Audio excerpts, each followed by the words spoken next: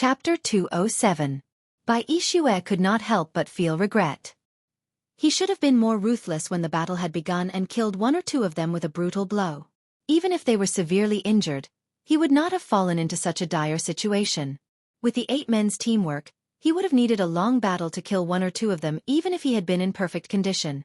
It would have been impossible for him to kill all 8 of them. But now the situation is completely reversed, and it's very dangerous. Of the 8 people on the other side, many of them were injured, but when they cooperated with each other, they were incomparably tight, and he couldn't find any weak link. Xueqi, I've been tricked again. Bai Xueqi resisted and retaliated with all his might, feeling resentful. That bastard had said it was a simple mission, but he had only asked him to kill an old scholar.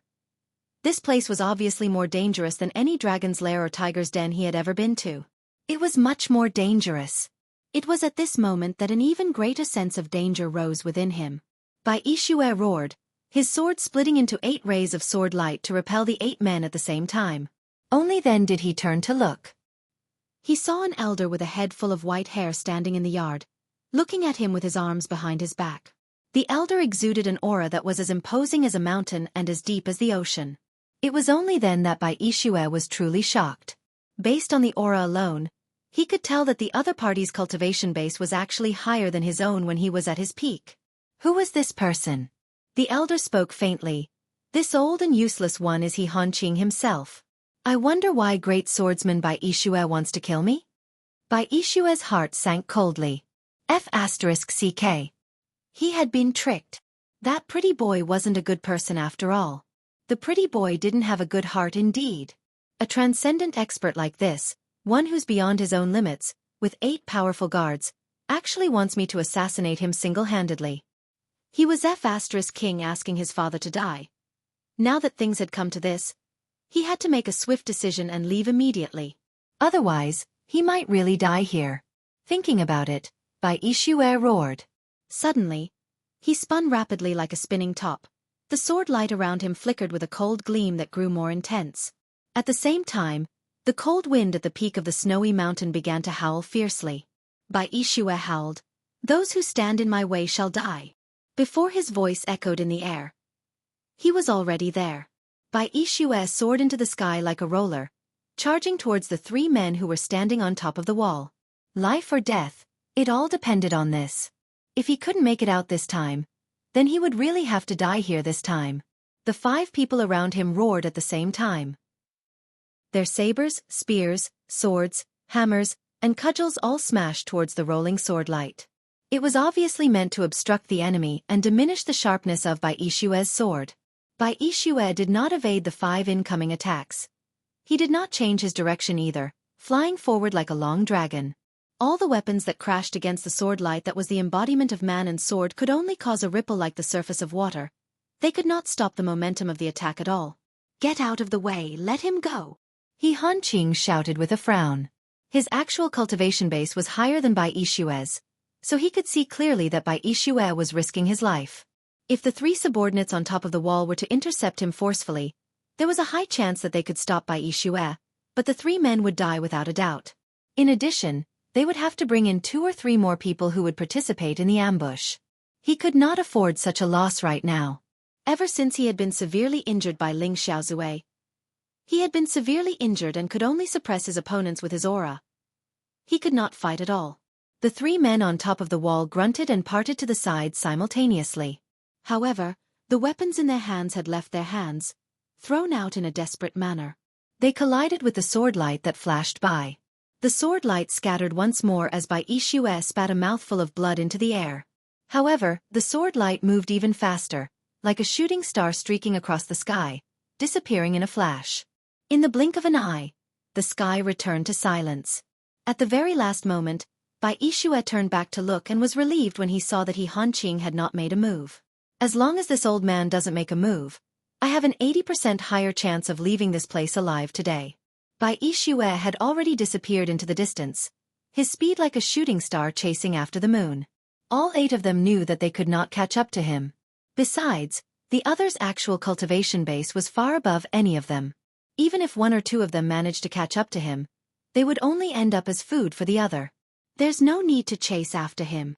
He Hanqing sighed, his brows locked in a deep frown. Bai Yixue is already severely injured. He has obviously lost his composure by breaking out at the last moment. A guard said, even if he survives, I believe he won't be able to do much for the time being. But why did he come? The spearhead is directed at old he himself. The other guard looked at He Hanqing in confusion. I heard that Bai Yixue is currently Han Sanhe's personal guard, tasked to ensure Han Sanhe's safety when he's in Yutong. He's always with Han Sanhe. But why does this guard of Han Sanhe want to assassinate you, boss? Another guard asked. He Hanqing kept quiet for a bit and said, Ah-san, bring my name card and invite Han Sanhe here for a talk. Ah-san chuckled humorlessly and said, Boss, this is a difficult matter. If Han Sanhe did it, how would he dare come? If he didn't do it, he wouldn't even come. He Hanqing said faintly, Wrong. Whether he did it or not, he will definitely come. A gloomy black air flashed in his eyes. It was an eerie murderous intent. He said faintly, even if this wasn't Han Sanhe's doing, he must know what's going on. He needs to know. He has to know. At this moment, He Hanqing's voice was several times colder, like the gloomy cries of ghosts drifting out from hell. Han Sanhe had just laid down for his afternoon nap. Before he could fall asleep, the door to the Tower to Heaven Inn was kicked open. A fearless voice hollered, Where is the Empire of Dongxuan's Han Sanhe? Han Sanhe's 8 guards stood up at the same time, following the voice. Looking at the 2 people who had entered the Tower to Heaven Inn, they were enraged. Who are you? How dare you make such a ruckus? The person who had just arrived had called out Marshal Han's name so boldly.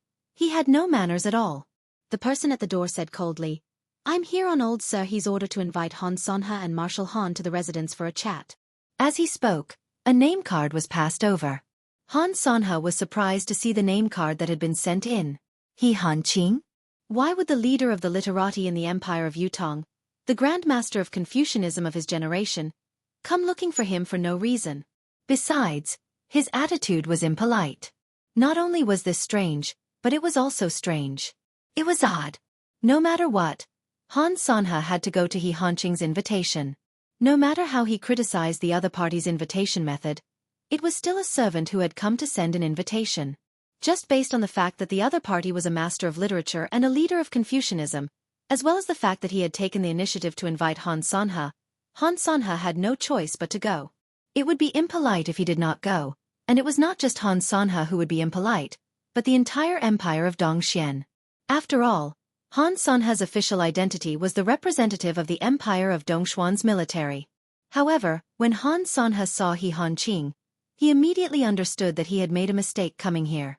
No matter how impolite it was still better than entering a dangerous place and facing danger head-on. The meeting between the 2 of them proceeded swiftly. Once the conversation started, He Hanqing went straight to the main topic. I'm ashamed to say this, but this old man was assassinated just now. I'm sure Marshal Han doesn't know about this yet, He Hanqing said softly as he brewed tea. Han Sanhe was taken aback. Assassination. Just as it happened, He Hanqing's men had already arrived at the inn. Han Sanhe was in the Empire of Yutong after all. How could he be so well informed? Therefore, he definitely did not know about this news. However, why would old He ask such a question? Someone actually dared to assassinate old He. How audacious. I wonder if the assassin has been caught? Han Sanhe asked, concerned. With his experience, how could he not tell that there was a deeper meaning in He Hanqing's words? He could also see that He Hanqing's expression did not seem to be in a good mood, but Han Sanhe would never have thought that this matter would be related to him, not even in his wildest dreams. Caught? How could I have caught him? He Hanqing shook his head and sighed. That assassin was confident in his high cultivation base. When he came to assassinate me, he did it openly and openly. If it weren't for the few righteous men here who risked their lives to protect me, I wouldn't have been able to prevent the assassin from taking my muddle-headed head. Ha! A direct assassination? The assassin is really bold. Do you know the identity of the assassin? He should have been arrested and brought to justice. Han Sanhe exclaimed. He was even more confused about He Hanqing's purpose in inviting him here. What did provoking an assassin have to do with him, a marshal of another country? Was the assassin sent by him? Arrest? It's easier said than done. This old man is a weak scholar. My knowledge of martial cultivation is shallow. I only remember that the assassin had introduced himself as Bai Xueqi, and that this has nothing to do with anyone else. He only wants to kill me, he Han Qing. The righteous men who protected me just now said that this person is one of the top swordsmen in this world, one of the top swordsmen in the world. It was only a fluke that they could barely deal with him. Old he explained. His eyes that seemed to be blurry from old age were gleaming with an icy chill as he looked at Han Sanha's face. Bai Xueqi? Is it really him? Han Sanha was dumbfounded, asking subconsciously. Is Marshal Han surprised as well? It's really this legendary pinnacle of swordsmanship. Han Qing said warmly, I just don't know how this old man offended this expert, to actually be like this. Swoosh. Chapter 208. Han Sanha finally understood why Han Qing had invited him here. He would never have thought that Han Qing would encounter an assassination attempt and that the assassin was actually Bai Xueqi. Bai Xueqi was now his guard in name. Who else would Han Qing look for if not him? Han Sanha sucked in a long breath and chuckled humorlessly. So this is why Elder he has sought me out. Han Qing's eyes that seemed to be blurry from old age scanned Han Sanha and said evenly, there seems to be one less guard by Marshal Han's side. Bai Xueqi has indeed been my guard for 3 days. Han Sanha said without hesitation. Han Qing chuckled. Then, what does Marshal Han want to tell me? Han Sanha chuckled bitterly. If I say that this has nothing to do with me, will Elder he believe me? Han Qing said, I've often heard that Marshal Han's words carry weight and you never go back on them. This old and useless one shouldn't have doubted you. It would be fine if it was only this old and useless one's life. But the few righteous men around this old and useless one wouldn't want to watch this old and useless one die. This old and useless one doesn't want to chill the hearts of the righteous men. So I'm just asking for Marshal Han to produce something believable. Han Sanha felt a splitting headache. His question of whether he believed him or not was his last struggle. He was betting that Elder he would give up on pursuing the matter due to his identity. He knew that the other party would definitely want evidence, but he was still hoping for a fluke. It was a pity that things did not turn out as he wished. It was inevitable that he would pursue the matter. According to Marshal Han, Bai Xueqi only became your guard 4 days ago? Han Qing asked. May I ask Marshal Han, with Bai Xueqi's identity and background, why would he be willing to be your guard? The question was straight to the point. With Bai Xueqi's swordsmanship cultivation base and status, he did not even care about important positions like a nation's protector or the commander of the Imperial Guards, much less a marshal's guard. Was Han Sanha not being a little too arrogant? Han Sanha chuckled dryly. He only said that he was entrusted by someone to protect me, Han Qing asked. May I ask who entrusted him with this? I don't know. When Han Sanha uttered the word, his eyes were almost closed, his heart filled with bitterness. He knew that he had been tricked unknowingly. You don't even know who sent him, yet Marshal Han is so at ease to keep him by his side. Han Qing chuckled. Is Marshal Han's heart big or broad? Han Sanha chuckled bitterly. I know it's hard to believe, but this is the truth. This marshal has no other proof. Han Qing smiled and said, It seems that Marshal Han really has nothing else to say to me? Han Sanha said seriously, Old my life hasn't been mediocre. The things I've done aren't to the point where I dare not admit to them. I really don't know anything about this. Completely unaware. Old chuckled meaningfully and said, Does this mean that Marshal Han has no idea where Bai Xueqi has gone to now? Han Sanha sighed helplessly. No matter how he tried to explain, it would be futile. Based on the current situation, the facts spoke louder than words. This black pot was firmly pinned on his back. Looking at the chilling glare in Old eyes, Han Sanha felt helpless. He stood up to bid farewell and said, This is all I can say. If Old has nothing else, I shall take my leave now. The eyes of the two people behind Han Qing gleamed sharply as they said indifferently, Could it be that Marshal Han's subordinates have done such a rebellious thing, and Marshal Han is only going to give a few words of explanation, and you're thinking of leaving? Han Sanha sucked in a deep breath, suppressing the rage within him and said, Does Old intend to make me stay here today? Han Qing smiled faintly. Of course not. Send the guest away. Han Sanha stood up to bid farewell. Han Qing did not move, remaining seated as he said darkly, I wonder when Marshal Han will return.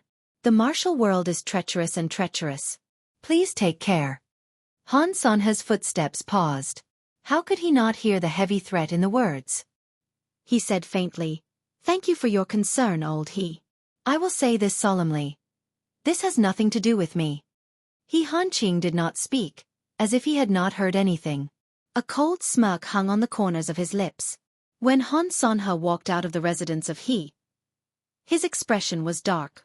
This kind of injustice, this kind of inexplicable blame, how could it fall from the sky? It was simply unimaginable and inconceivable. Who was it that was plotting against him? An old scholar who has long since left his position. How dare he threaten me like this? Does he really think he's somebody? Han Sanha closed his eyes and sighed. He wondered if he should return home in advance. Although Han Qing had not stepped foot in the imperial court for many years, his influence on Yutong's royalty was still considerable. If he spoke to His Majesty, Han Sanha would not be killed just like that, but it would be difficult for him to do anything in the future. With such an enemy lurking in the dark, it would be difficult for him to achieve anything in Yutong. There was no point in staying any longer. Han Sanha heaved a long sigh towards the sky. He had always prided himself on being able to predict the enemy's moves, taking every conceivable possibility into account and planning before taking action. However, ever since he came to Yutong, he realized that everything that had happened was beyond his expectations. Many of the arrangements he had prepared beforehand had all been for naught. It was the first time in Han Sanha's life that he felt like he had used up all his strength or that he could not exert his strength. He turned back to look at the residence of he subconsciously, thinking that Han Qing's incident had rendered him speechless. He did not even understand who was plotting against him.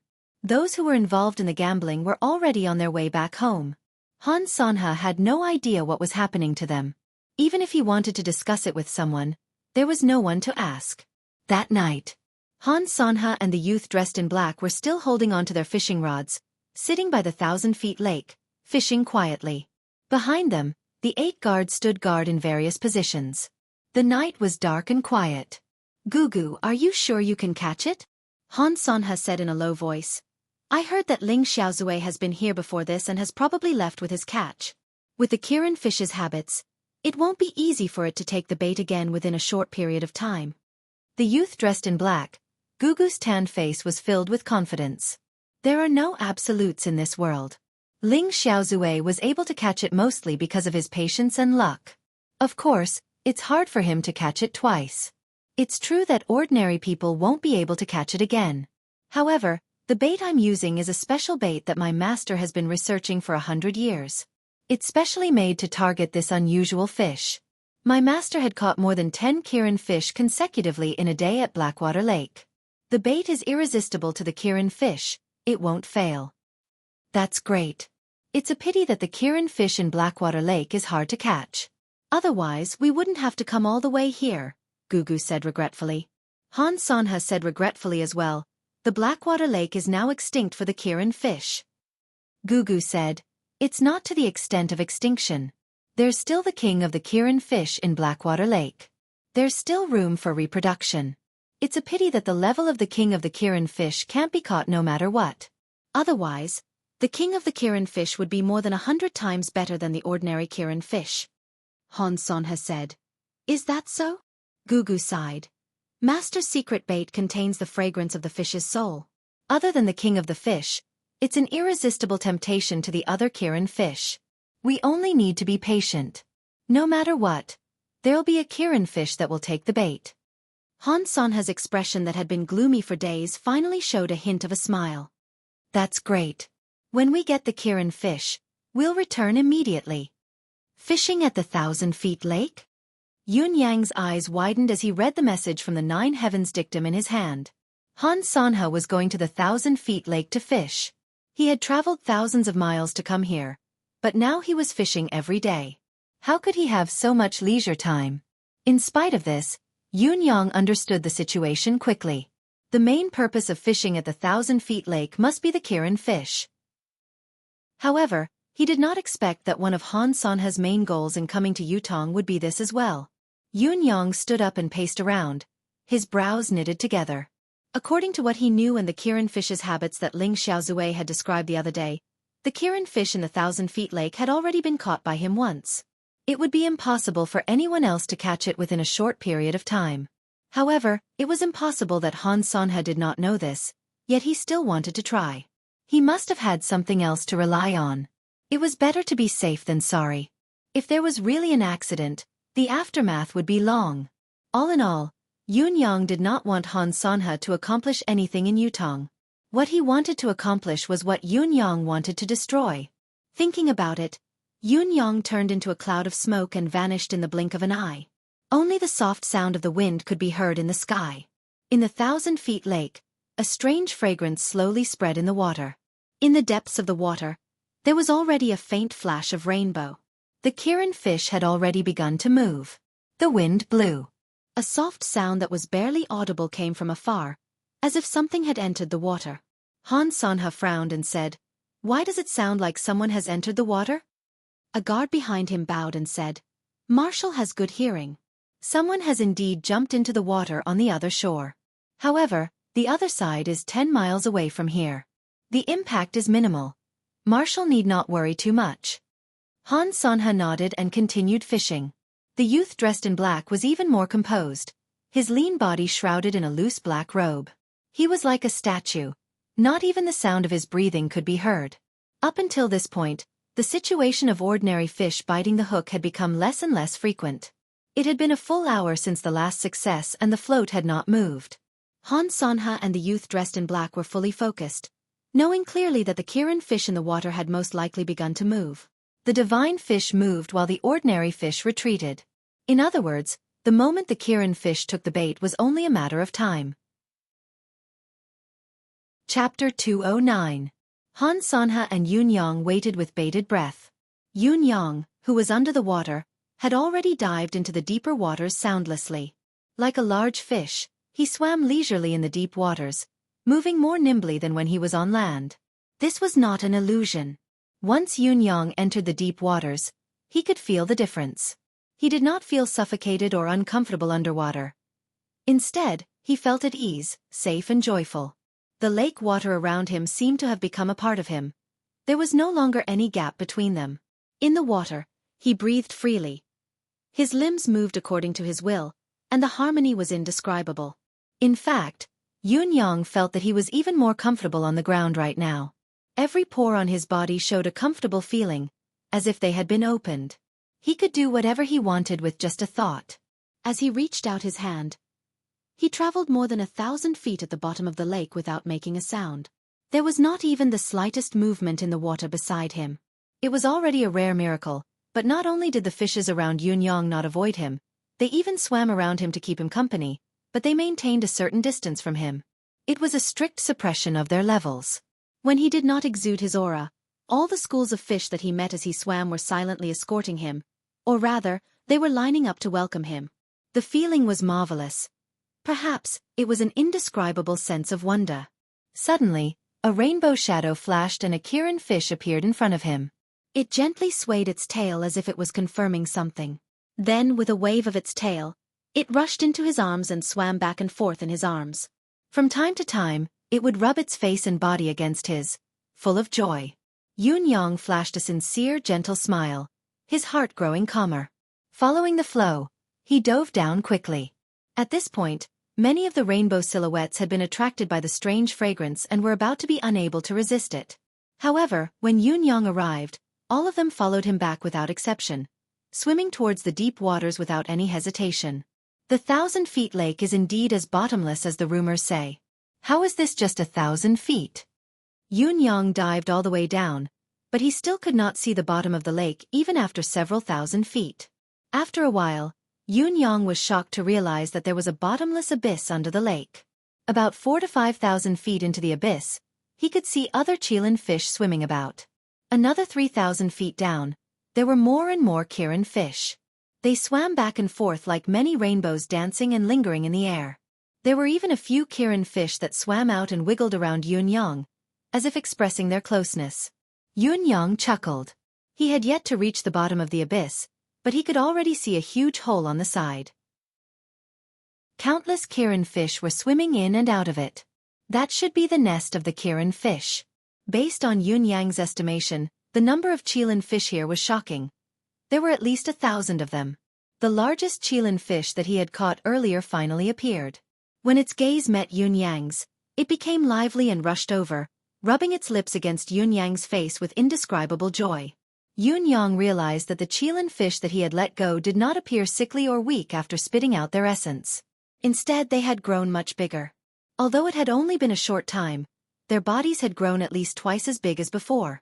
It seemed that the qi of vitality that he had given them was indeed what the qilin fish needed. It was even their favorite and most effective supplement. Yun Yang wanted to communicate with the qilin fish at once, but then he realized that even though he was compatible with the water, he was still a human after all. How could the qilin fish understand his words? Due to the language barrier, Yun Yang released his deific consciousness in an attempt to communicate with the qilin fish.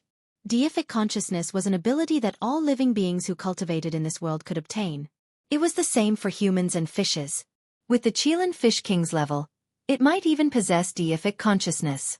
Sensing Yun Yang's deific consciousness, the qilin fish king was stunned for a moment. Its tail stopped moving and it lifted its head to look at Yun Yang, deep in thought. Then, Yun Yang's deific consciousness received a message of? Yun Yang could not help but be overjoyed. Could it really be like this? The qilin fish king had cultivated deific consciousness? Although he was not sure if the qilin fish king had deific consciousness, this was not the main point at the moment. Yun Yang communicated with the deific consciousness once more. The anglers above have ill intentions. The unique fragrance is a bait. Don't go up and try to control yourselves in the future. Don't go up and eat the things that suddenly appear. No matter how many good things there are up there, don't be tempted. Good things that fall from the sky must be accompanied by danger. If you can't resist it, you'll lose your life. After communicating with the fish 7 to 8 times, the qilin fish king seemed to have understood. It flipped its body in the water angrily, its tail coming out with a splash. Then, the qilin fish king opened its mouth. Yun Yang could feel a strange frequency emanating from it. Then, swoosh, swoosh, swoosh. Countless qilin fish gathered from all directions. Even some qilin fish that were only the length of a thumb and might have just hatched came over, forming a black mass. Yun Yang, who was floating in the water, could not help but gape as he watched the mystical scene unfold. The kingfish was floating high on a rock, as if it was sitting on a throne. Below it was a crowd of qilin fish. The biggest ones were at the front, and the rest were lined up according to their size. It was very orderly, and there was not the slightest bit of chaos. At the very back were the newly born fish seedlings. All the qilin fish were lined up neatly and tidily, lifting their heads to look at the qilin fish king above. Then, the qilin fish began to lecture. Yun Yang did not know what exactly it said, but he could feel the strange frequency fluctuating continuously. However, he did not understand a single word. Just because he could not understand it did not mean that the fish could not as well. The fishes below swayed their tails uneasily. After another wave of fluctuation, all the qilin fish dispersed. All the qilin fish that weighed less than 5 to 6 catties were chased into the water flow inside the cave while the larger qilin fish stayed nearby. There were actually 8 qilin fish that weighed dozens of catties swimming back and forth at the entrance of the cave, but they never left the direction of the cave. Once other qilin fish swam there, they would be chased back immediately. Yun Yang's eyes almost popped out of their sockets. The qilin fish could actually do this? This was no different from humans setting up their armies and waiting for battle. Whether the qilin fish king had cultivated deific consciousness or not, the fact that the qilin fish possessed such high intelligence meant that it lived up to its reputation as a heaven and earth species. It was extraordinary indeed. Yun Yang had achieved his goal. After this incident, Han Sanhe would definitely have no chance. Naturally, Yun Yang was about to return. Before Yun Yang left, he had informed the qilin fish king with his deific consciousness, telling it that he wanted to return. The qilin fish king panicked, appearing in front of Yun Yang with a swoosh to block his way. Its tail swayed wildly before it bumped its large head against Yun Yang's chest. "You're not letting me go? Or do you have some other idea?" Yun Yang pointed at his own nose. The qilin fish king sent out a vague thought before it nudged Yun Yang with its head, pulling him backwards. "You want to bring me somewhere?" Yun Yang could vaguely understand what was going on. Turning around, he swam in the direction of the qilin fish king. The Qilan Fish King hopped happily before it came to Yun Yang with a swish of its tail, leading him towards the other end. After a while, it would turn back to look. Seeing that Yun Yang was still following, it twisted its body happily and led the way again. Yun Yang followed the Qilan Fish King and had unknowingly swum dozens of miles. His surroundings grew darker. If Yun Yang was not in sync with the water now, even moving would be a problem. Along the way, he did not even come across a Qilan fish, much less an ordinary fish. However, the further they walked, the wider the lake became. Yun Yang even suspected that the 1,000-feet lake was actually connected to the ocean, judging from the way they were walking. Not only was the water getting wider, but the walls of the cave were also getting weirder and weirder. The kingfish's body was shining brightly, but it couldn't emit any light at all. It was all dark and gray. After a while, a faint light appeared in front of them. Yun Yang could not help but feel invigorated. Although Yun Yang did not care much about his surroundings, as long as he was human, he would prefer a place with light. No one liked pure darkness. The Qilan Fish King increased its speed as well, swimming forward with a swoosh. Finally, after passing through a patch of water plants that looked like ribbons, Yun Yang felt a sudden brightness in front of him. When Yun Yang came here, he realized that the water level was only above his knees. It did not affect him standing up and walking. However, the Qilan Fish King's body was relatively large, so it had to swim with its body flat to maintain its movement in such shallow water. For its current size, it was rather arduous. Yun Yang raised his head and looked into the distance. Right in front of him, there was a black stone platform that was only slightly protruding from the water. There was only a strange rock with a pit in the middle on the stone platform. As for the pit, there was nothing at all. The Qilan Fish King supported itself up with its tail with difficulty. It turned its head and gestured to Yun Yang. Yun Yang was taken aback, but he did not hesitate, wading through the water. When he came to the front of the strange rock and studied it carefully, he realized that the pit was not completely empty. There was a faint layer of mist that was emitting rainbow colors within. It was really just a thin layer. As long as it was a little further away, it would not be visible. Chapter 2:10. Yun Yang looked at the kingfish in confusion, not knowing why it had brought him here. He dared not act recklessly, waiting for the Fish King to give him a further hint. The kingfish slapped the surface of the water with its tail happily, splashing water everywhere. It then swam over and leaned on Yun Yang's leg, not moving an inch as if it was resting. Resting? Yun Yang did not know whether to laugh or cry. Why did you go through so much trouble to bring me here? What exactly do you want? You can't be resting on me like this, can you? Just when Yun Yang was at a loss, he felt an indescribable pressure descend upon him. It felt as if the sky had suddenly collapsed. At the same time, there was an inexplicable sense of palpitation as if the ground beneath his feet was trembling inexplicably. The surface of the water rippled slightly. The kingfish snuggled closer to Yun Yang as if it was comforting him. Don't be afraid, it's all right. Yun Yang did not know whether to laugh or to cry. Fortunately, after a while, he saw a ray of light shoot out from the stone wall above. It was a pure purple light that grew bigger and bigger, like a bubble that kept expanding. Slowly, it grew to the size of a human head and hung above the pit. A series of gurgling sounds resounded from the ground. Then, a colorless gas suddenly emerged from the pit and shot upwards. Coincidentally, the gas hit the purple ball that was suspended in mid-air. With a crisp puff sound, the smoke suddenly surged in all directions like a sharp arrow.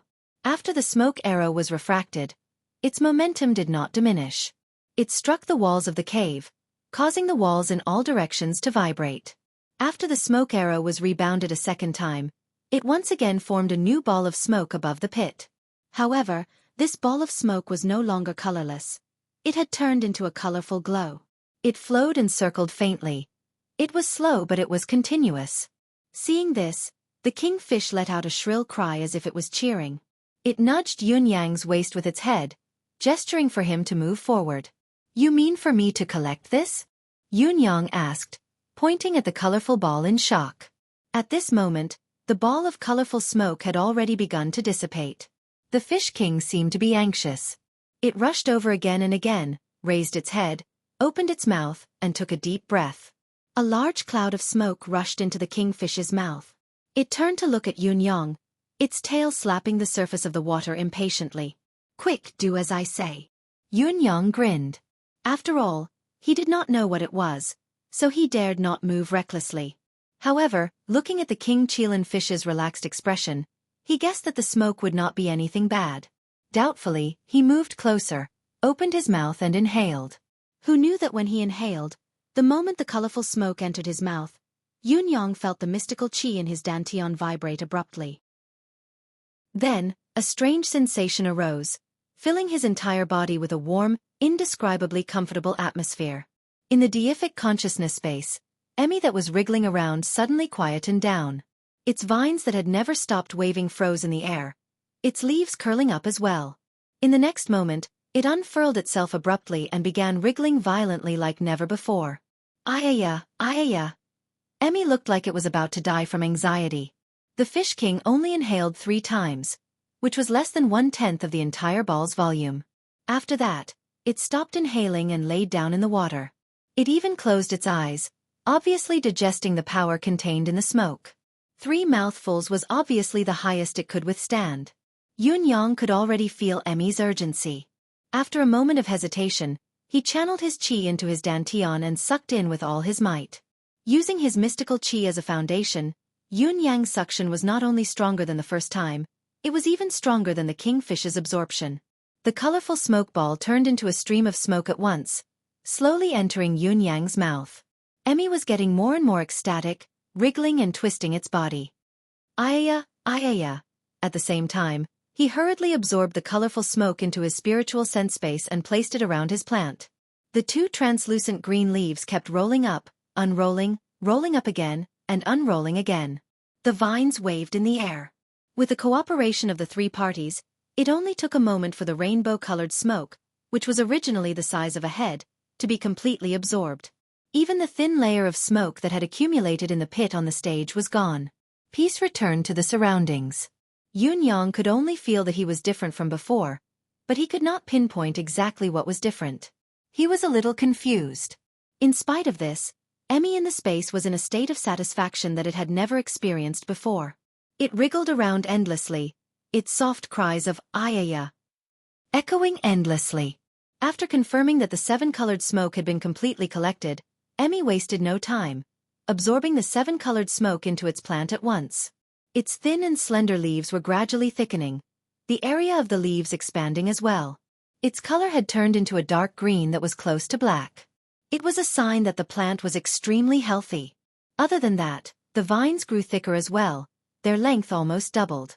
Yun watched the changes with a dumbstruck expression. He was finally sure that the mysterious colorful smoke was a rare treasure.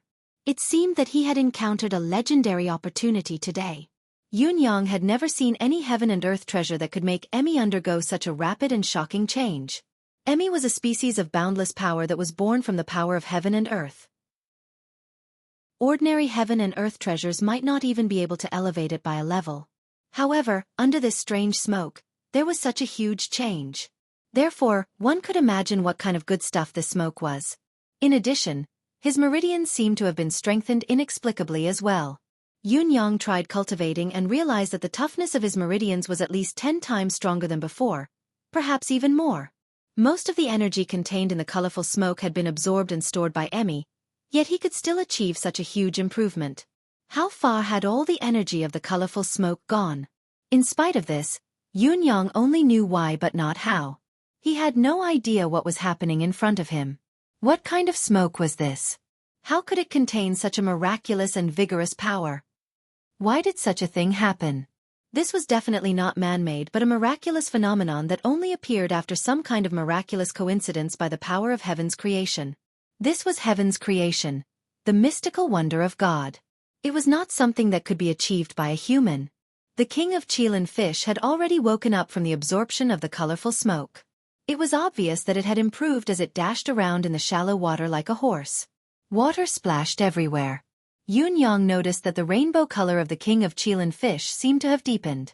It looked like the colorful smoke was extraordinarily useful to the Qilin fish as well.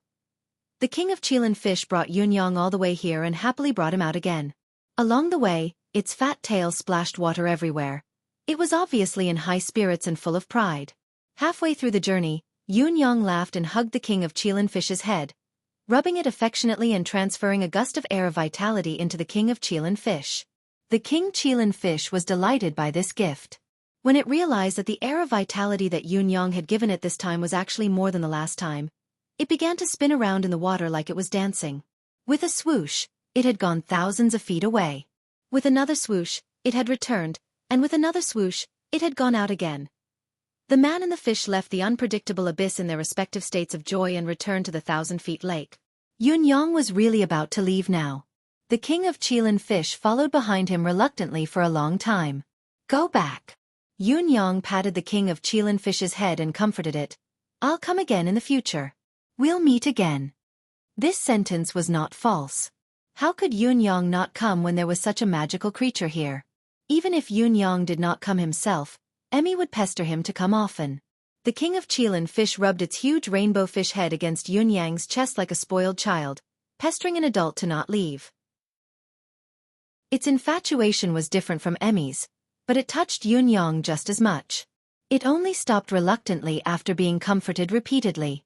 Watching Yun Yang leave from a distance, it lay there and did not move for a long time. Yun Yang's fortuitous encounter under the water this time was indeed a great benefit, although he did not realize it himself. However, Han Sanha and the youth dressed in black who were by the shore looked miserable. The stage of ordinary fish biting the bait had passed, so it should be the Qilin-fish's turn. However, for some unknown reason, the ordinary fish species that should not be attacking them had begun to attack in batches. Carps, grass carps, snakeheads, silver carps, and so on and so forth. The youth dressed in black's fish soul incense was specially made for the Qilin-fish.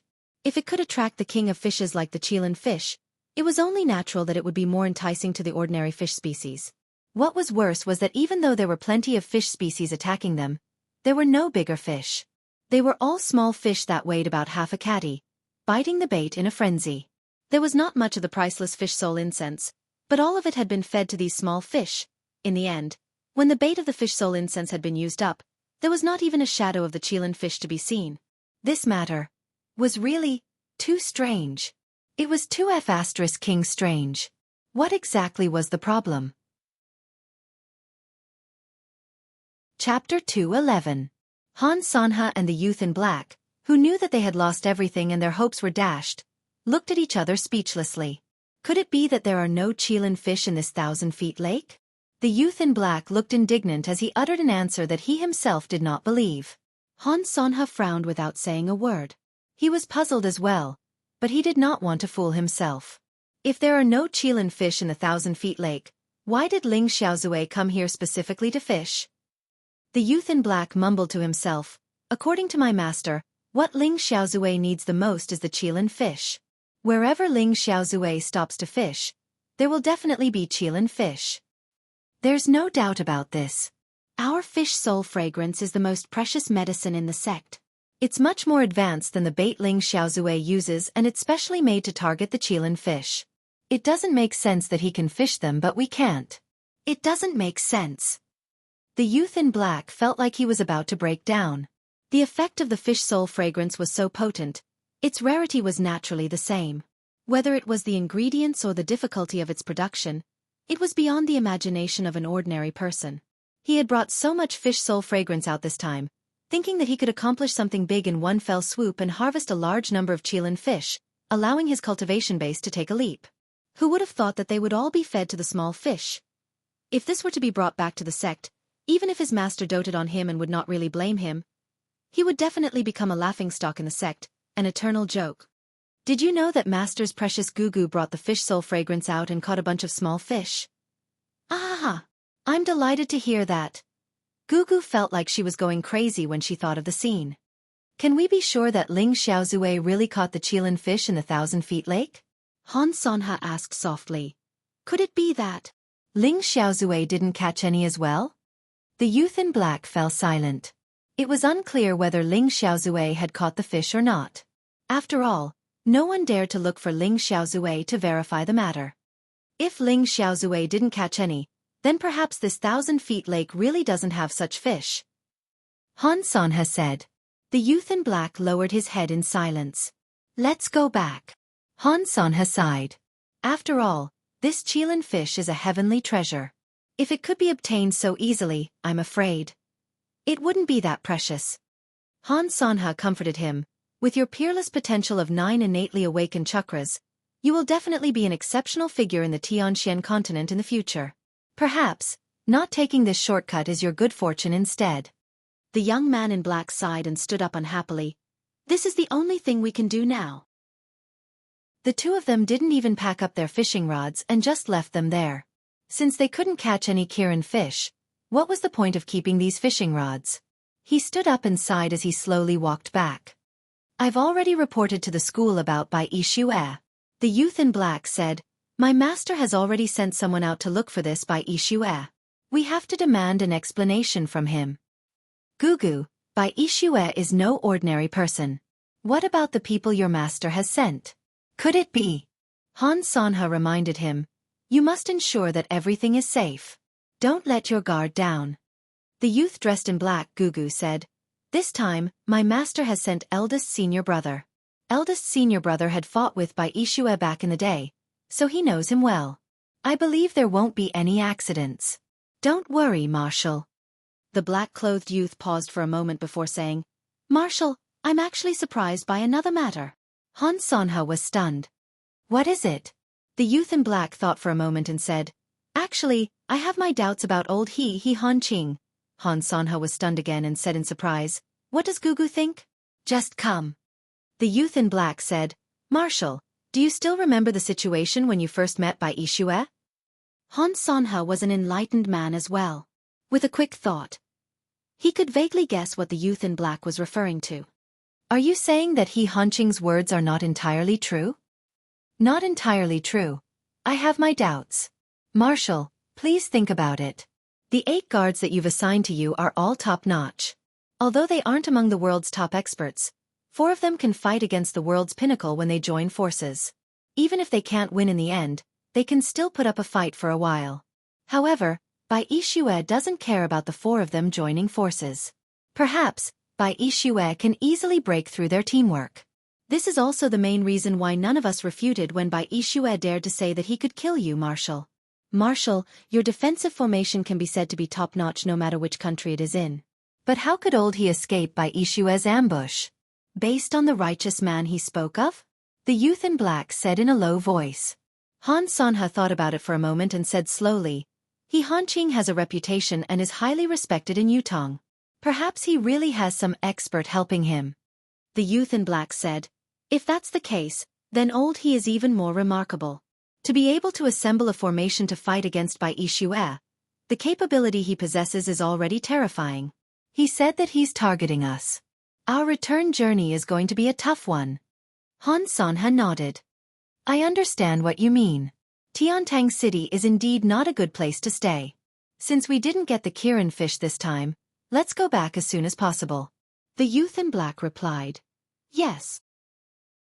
Turning to look at the calm surface of the 1,000-feet lake, a sliver of indignation flitted across his eyes.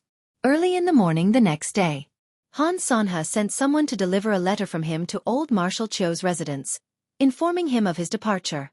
Qiu Zhenhan finally heaved a sigh of relief when he saw the letter. The plague had finally left. When he wanted to send the letter off, he was told that Han Sanha and his entourage had already left the city gates and were at least dozens of miles away from the city. It's life or death if we meet again. Qiu Zhenhan sighed and raised his goblet, toasting from afar. Han Sanha, have a safe journey. Just as Yun Yang woke up, he saw Lao Mei and Feng Mafei standing outside the door with grim expressions. What is it? Yun Yang asked as he wiped his face with a towel. Something big has happened. Bai Xueqi is here. Feng Mafei said. Yun Yang nodded faintly. I'll go take a look.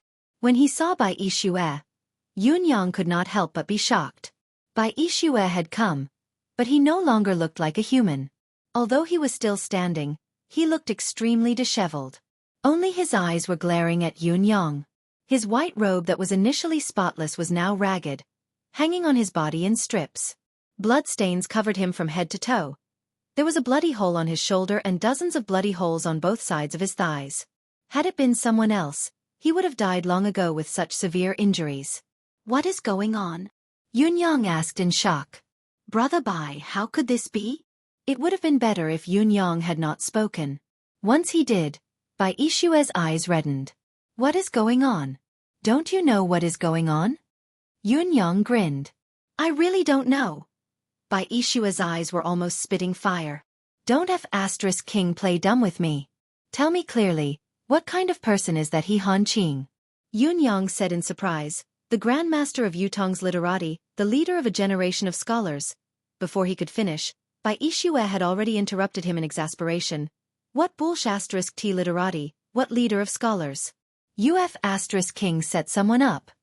Bai Ishue growled in an unusually low voice. Even when I was fighting the concourse of the underworld, I wasn't as disheveled as I am now. Bai Ishue was truly aggrieved. He had never seen someone set him up like this. After leaving the residence of He, Bai Ishue realized that he had become everyone's target. No matter where he ran to, there would be assassins waiting for him. No matter who he met, they would attack him. He had been ambushed more than 120 times. How long had it been? What was worse was that there were more than a dozen of those who had fought with him, whose cultivation base was similar to the 8 people in the residence. There was even one whose cultivation base was obviously a notch higher than his who was searching for him. If it were not for Bai Ishue's vigilance, he would have long been dead. Now, however, he had turned from an idler to a street rat, a target that everyone wanted to beat up. Even when he had been hunted by First Court King Qingguang, it had not been as dangerous as it was now. First Court King Qingguang was alone after all. Even when he was being hunted, there would always be time for him to catch his breath. This time, however, it was like a dragnet that was endless, coming one after the other. When he killed a 5th peak, a 7th peak appeared.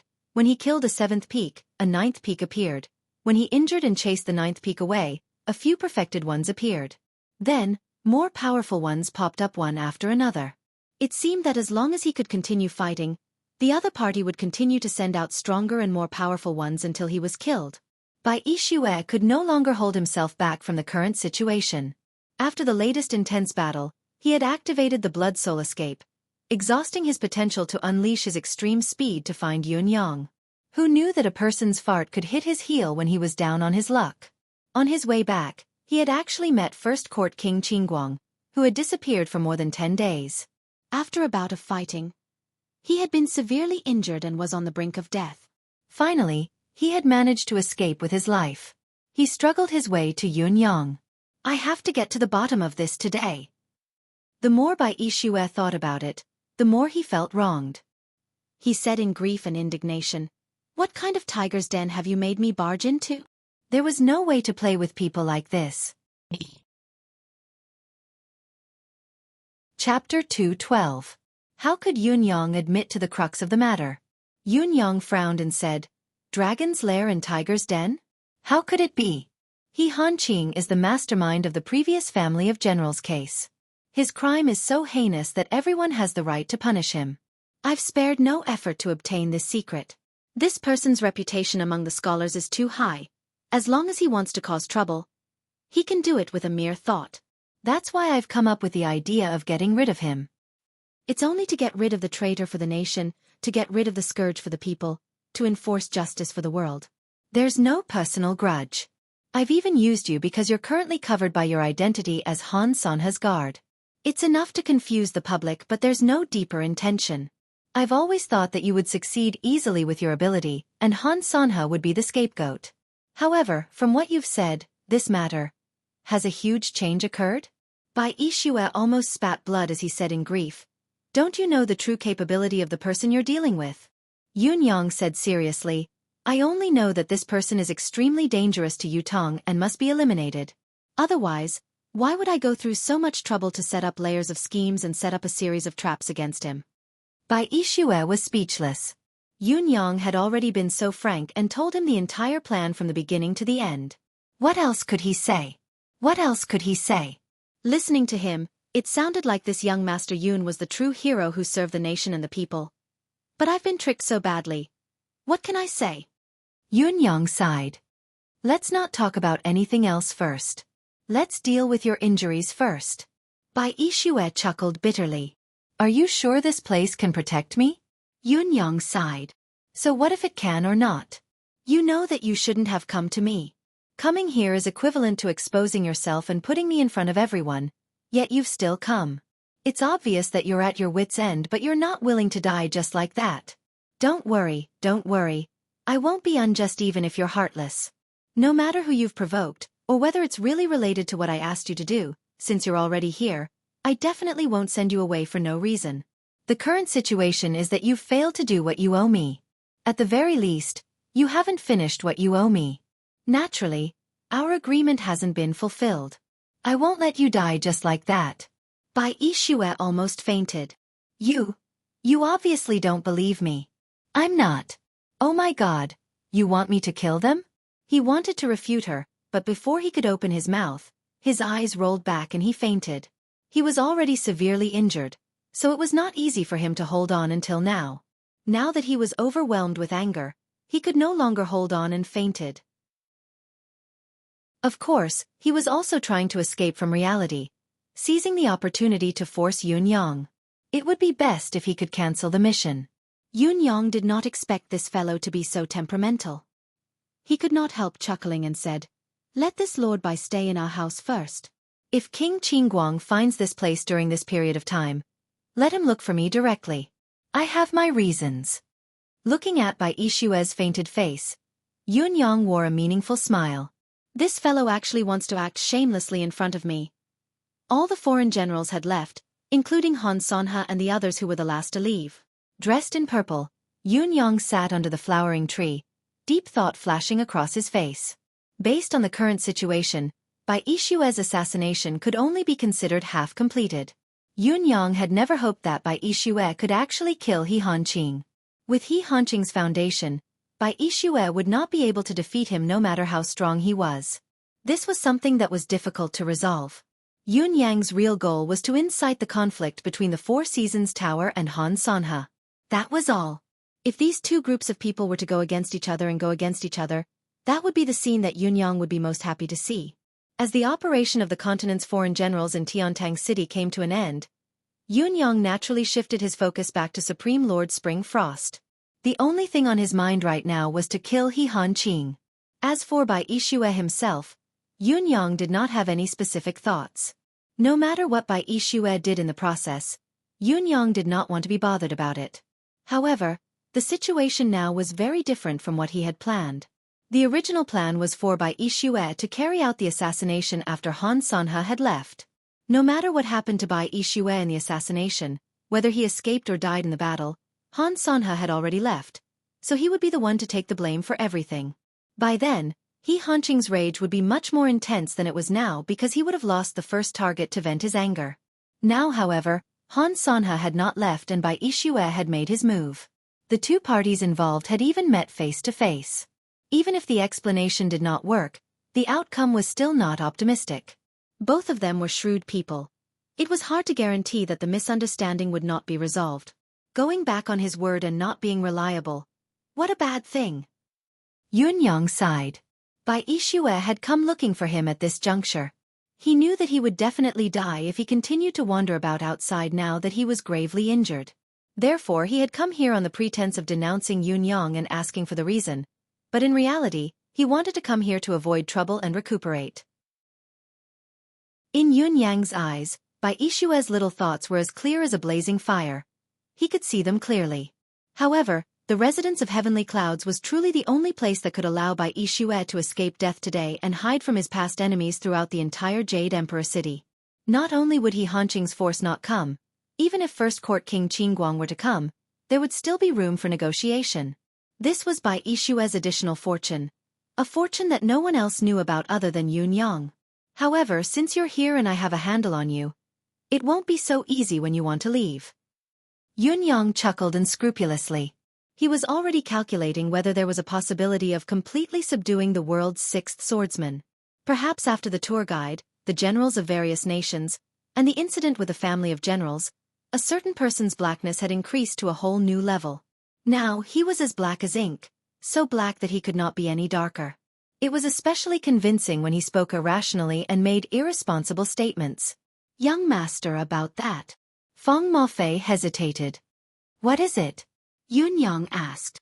About that. Whitey 2, Whitey 3, Whitey 4. Feng Mafei was rather anxious. I haven't seen them for a few days. Did something happen to them? The true identities of the Whitey were surpassing mystical beasts. Feng Mafei knew this better than anyone else, so he was naturally very concerned about them. Yun Yang smiled. It's fine, it's fine. They just went out to play. It's really fine. They'll be back when they're done. Play? Done? Feng Mafei was dumbfounded. Did they go out to play or work? How could playing be compared to working? Did young master know what he was talking about? If you have the time to think about the whereabouts of the Whitey, why don't you think about yourselves? How has your cultivation base been recently? Yun Yang changed the topic. Feng Mafei and Lao Mei were speechless, not knowing how to answer. What do you mean by recently? You've only asked about our cultivation base 10 days ago, haven't you? Do you think that there will be an obvious improvement in 10 days? Or even a level higher? Send a message to spring, summer, autumn, and winter later. Ask them to come over, Yun Yang ordered. Yes. On the other side, the empire of Zio's generals were advancing swiftly. They were now close to the border between Yutong and Zio. Their journey had been smooth, so the people who had been feeling uneasy all heaved a collective sigh of relief and relaxed. After going over the mountain in front and passing through the dense forest, we'll be in Zio's territory. Even if Yutong has set up something, it'll be hard for them to do anything about it. Marshal Zi Yuanlong pointed forward with his whip. Finally, we're back.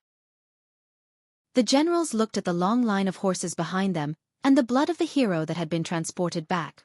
They were excited. This military wine has not let down our brother's expectations. Have you managed to contact the spies you've planted in Yutong? Zi Yuanlong's white beard fluttered as he asked in a low voice. We've only managed to contact a portion of them. Many of them haven't responded. Although our stay this time was much shorter than planned, there's still room for improvement. Those who haven't been contacted have most likely been taken out by the Empire of Yutong, said a general. It's not a surprise. As long as there are still people lying in ambush, our plan is considered a success. Zi Yuanlong sighed. Remember to compensate the families of those who have been sacrificed. Yes. A general chuckled and said, however, the Empire of Yutong is just as Marshal had predicted. Our ambush was completely useless. They actually let us in and allowed us to return safely. There was no chance of an ambush. Zi Yuanlong said, Yutong values martial arts, its heroic spirit far surpassing the other nations. They disdain to target the enemy nation's generals under such circumstances. This must be Yutong's insistence. The old marshal's face was tinged with sorrow. That's right. I respect Yutong for doing this, but I can't help but sigh at their stubbornness. Another general said, what a great opportunity this is. If we had taken the chance to strike, there would have been a great chance to deal a heavy blow to the military higher-ups of the other nations at the same time. Zi Yuanlong said faintly, Xiao Yuji, are you disappointed that they didn't attack you and didn't kill you?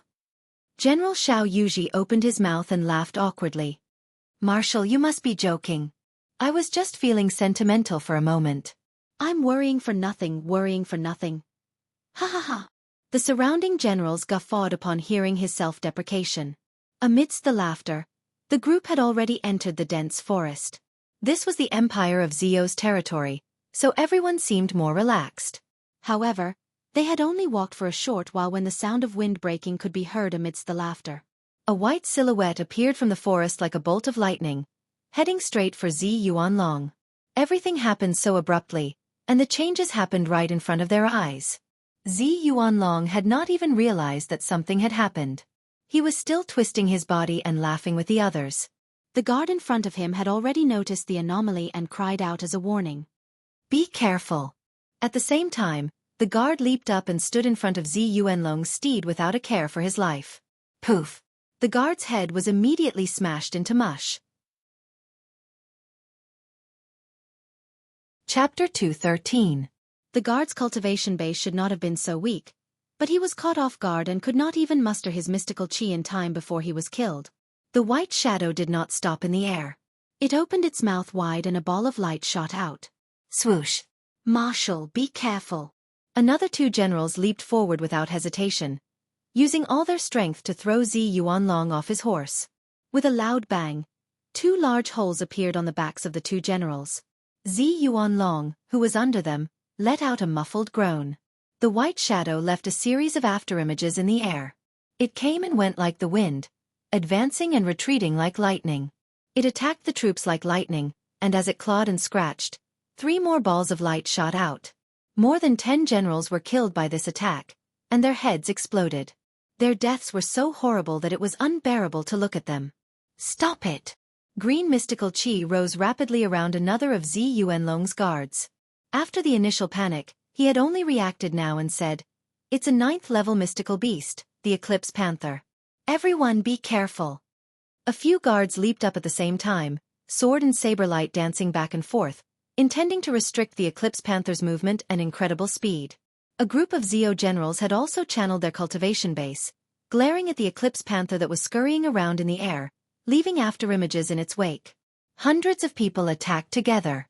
The empire of Zio's experts had finally caught up from the back. With a long howl, they leaped into the air and swooped down. With a shrill cry, the Eclipse Panther somersaulted in the air and retreated to the treetop of a big tree 500 feet away like a flash of lightning. Obviously, the large-scale, indiscriminate attack was too concentrated. No matter how fast the Eclipse Panther was, it was still caught. Seeing that their attack had succeeded, the group was ready to strike again, to kill the despicable 9th-level mystical beast with all their might and avenge their fallen brothers. The Zio expert who was leading the group leaped into the air, turning into a shadow as he flew towards the treetop. However, the white shadow flashed and was already 1,000 feet away in the blink of an eye, disappearing in the blink of an eye. Meow! The Eclipse Panther was like a bird startled by the mere twang of a bowstring. It fled far away, rolling towards the dense forest. A dignified 9th-grade Xian beast actually ran away just like that. When he came, he didn't even say a word before taking action. When he left, he didn't even give any warning. He came and went as he pleased. Only corpses were left on the ground. What's going on? Why was he ambushed? Zi Yuanlong struggled to stand up.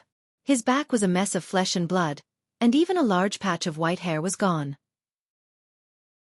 Even though the guards risked their lives to stop the Eclipse Panther and 2 generals risked their lives to save him, the aftermath of the Eclipse Panther's attack still affected him. Although he was not seriously injured, he was still injured. Right now, Zi Yuanlong's eyes were filled with rage.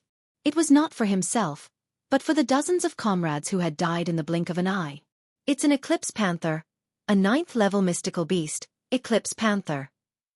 The guards surrounded him tightly, and all the experts from the rear also gathered in his direction. It was obvious that they were afraid that the Eclipse Panther would turn around and attack again. Everything that had happened just now had been too sudden, too abrupt. It had only been a matter of time before the ambush ended. After the wave of attack, the Eclipse Panther had already disappeared. Why would there be an Eclipse Panther here? How could there be one? Zi Yuanlong looked at the quiet forest, his heart burning with rage. Then, he looked at the dozen generals and guards who had died miserably on the ground. He felt a sharp pain in his heart that was difficult to suppress. Usually, there wouldn't even be 3rd or 4th-level mystical beasts in this place. Why would a top-notch mystical beast, the overlord of the forest, suddenly appear and launch a deadly ambush on us? Zi Yuanlong was furious. Search. Zio's army quickly divided into 10 small teams and began a thorough search into the depths of the forest. Just as the operation began, suddenly, a blood-curdling scream rang out. The bearded general who was in charge of leading the team suddenly froze, his eyes bulging in terror. His hands opened wide and a mouthful of blood spurted from his mouth. The color of the blood was green. As the blood gushed out, the general's body swayed and he collapsed on his back. What's happening now? Zi Yuanlong roared. What's going on? The other generals rushed forward, thinking that the general had been attacked by the Eclipse Panther again, but upon closer inspection, they realized that it was not the case. Everyone was speechless. General Bu seems to have been poisoned. The bearded general on the ground was green all over, his breathing weak. He lay on the ground, only his eyes blinking weakly and in a daze. The rest of his body was unresponsive. How could he have been poisoned? When did he get poisoned? Since when was the Eclipse Panther poisoned? Zi Yuanlong looked at the bearded man, extremely anxious. What poison is he suffering from? Quick, save him. The accompanying pharmacist rushed forward to check on him. It was a pity that before the doctor could give any specific results, another 3 people suddenly let out a blood-curdling shriek and fell to the ground one after another. These 3 people were also green all over, green blood splattering from their bodies. When the blood landed on the ground, it glowed an eerie green. The 3 of them were in the same condition as the bearded General Bu. All of them had been poisoned. The situation was dire. So many things had happened one after another without any warning. Everyone's mind was in a state of disarray. What had gone wrong? When were they poisoned? Also, were they the only ones who were poisoned, or were there more people who were poisoned as well? What poison is it? Zi Yuanlong pushed a general aside and approached the pharmacist to ask, "Have you found out?" The general he had pushed away turned his head unintentionally and suddenly cried out, "Marshal Yu!" Zi Yuanlong said angrily, "What are you screaming for? Why are you shouting in such a critical moment?" Before he could finish his sentence, Zi Yuanlong's eyes revealed a strange expression. His body swayed violently and he felt dizzy. When he looked down, he saw that his hands and wrists had turned green. "Marshal!" A few generals cried out in alarm and rushed forward to support Zi Yuanlong.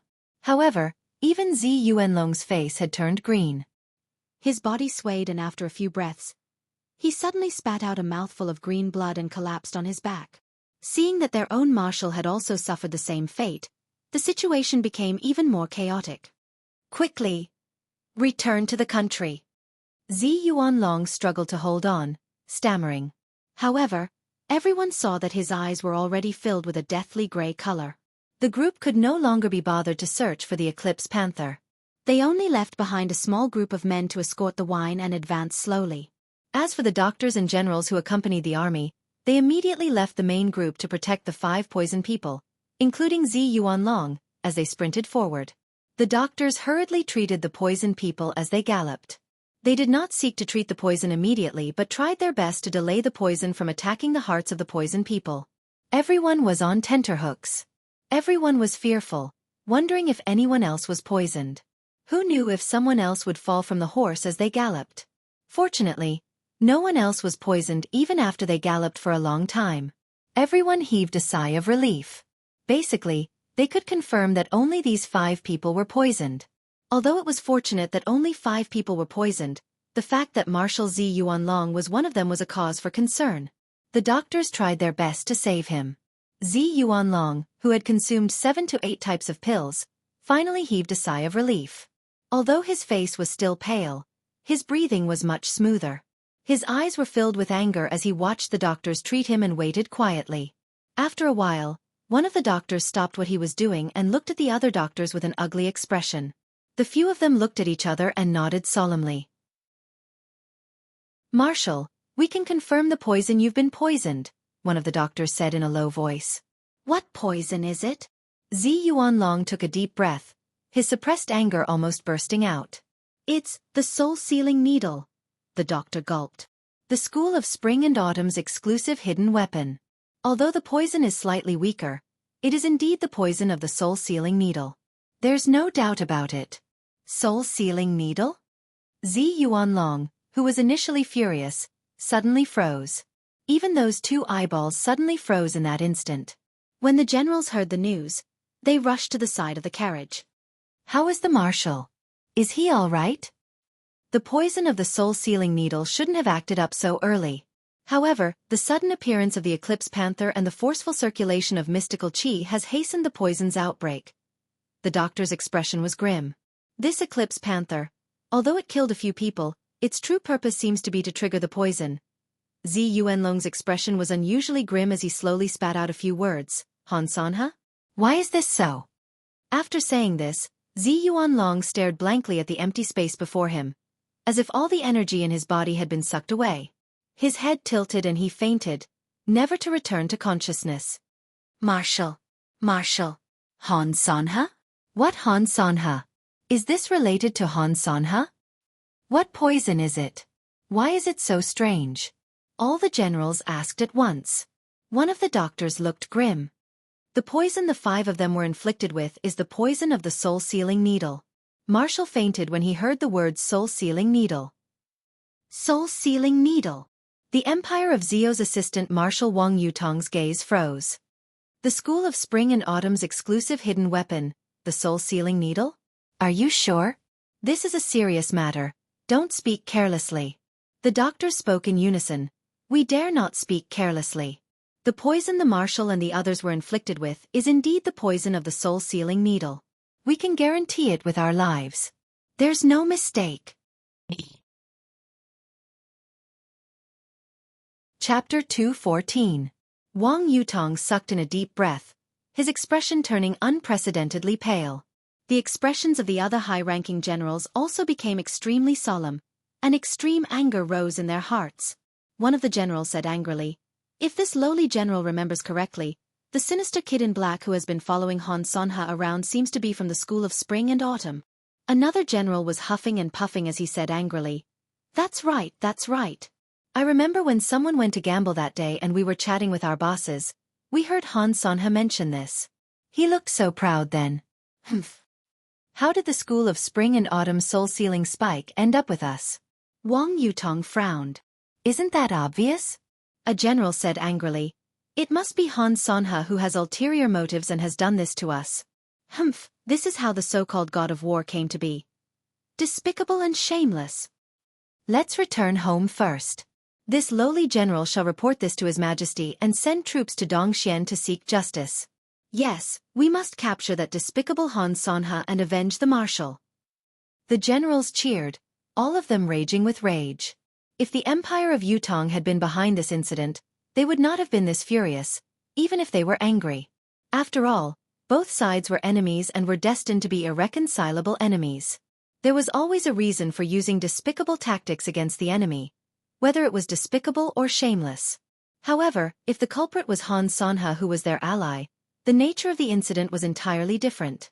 This was akin to not dying in the hands of the enemy on the battlefield but dying from an arrow shot from the back by one's own people. Being schemed against by one's own comrade was the most painful taboo of a soldier on the battlefield. This outcome infuriated all the generals and generals. Wang Yutong said loudly, "Don't act rashly for now. What's more urgent now isn't what we should do to Han Sonha. Our priority now is to protect the Marshal and our brothers' lives. Everything else can wait until we return to the capital city. If you have connections, quickly think of a way to get the antidote for the soul-sealing spike. Everyone, check yourselves carefully as well. With Han Sonha's cunning, this might not be his only plan. There might be more to it." Wang Yutong's white beard fluttered in the wind. "At least for now, no one is allowed to act rashly. Even if we really want to take revenge, acting rashly will only increase our own casualties. It's futile to mess up our own formation." Since Han Sonha dared to do something like this, he must have planned it in advance. If we act rashly, we'll only fall into a deeper trap. Instead of moving now, it's better to stay put. Perfect planning is the right way to retaliate. Everyone here has been through hundreds of battles and understands this. I believe I don't need to say anything more.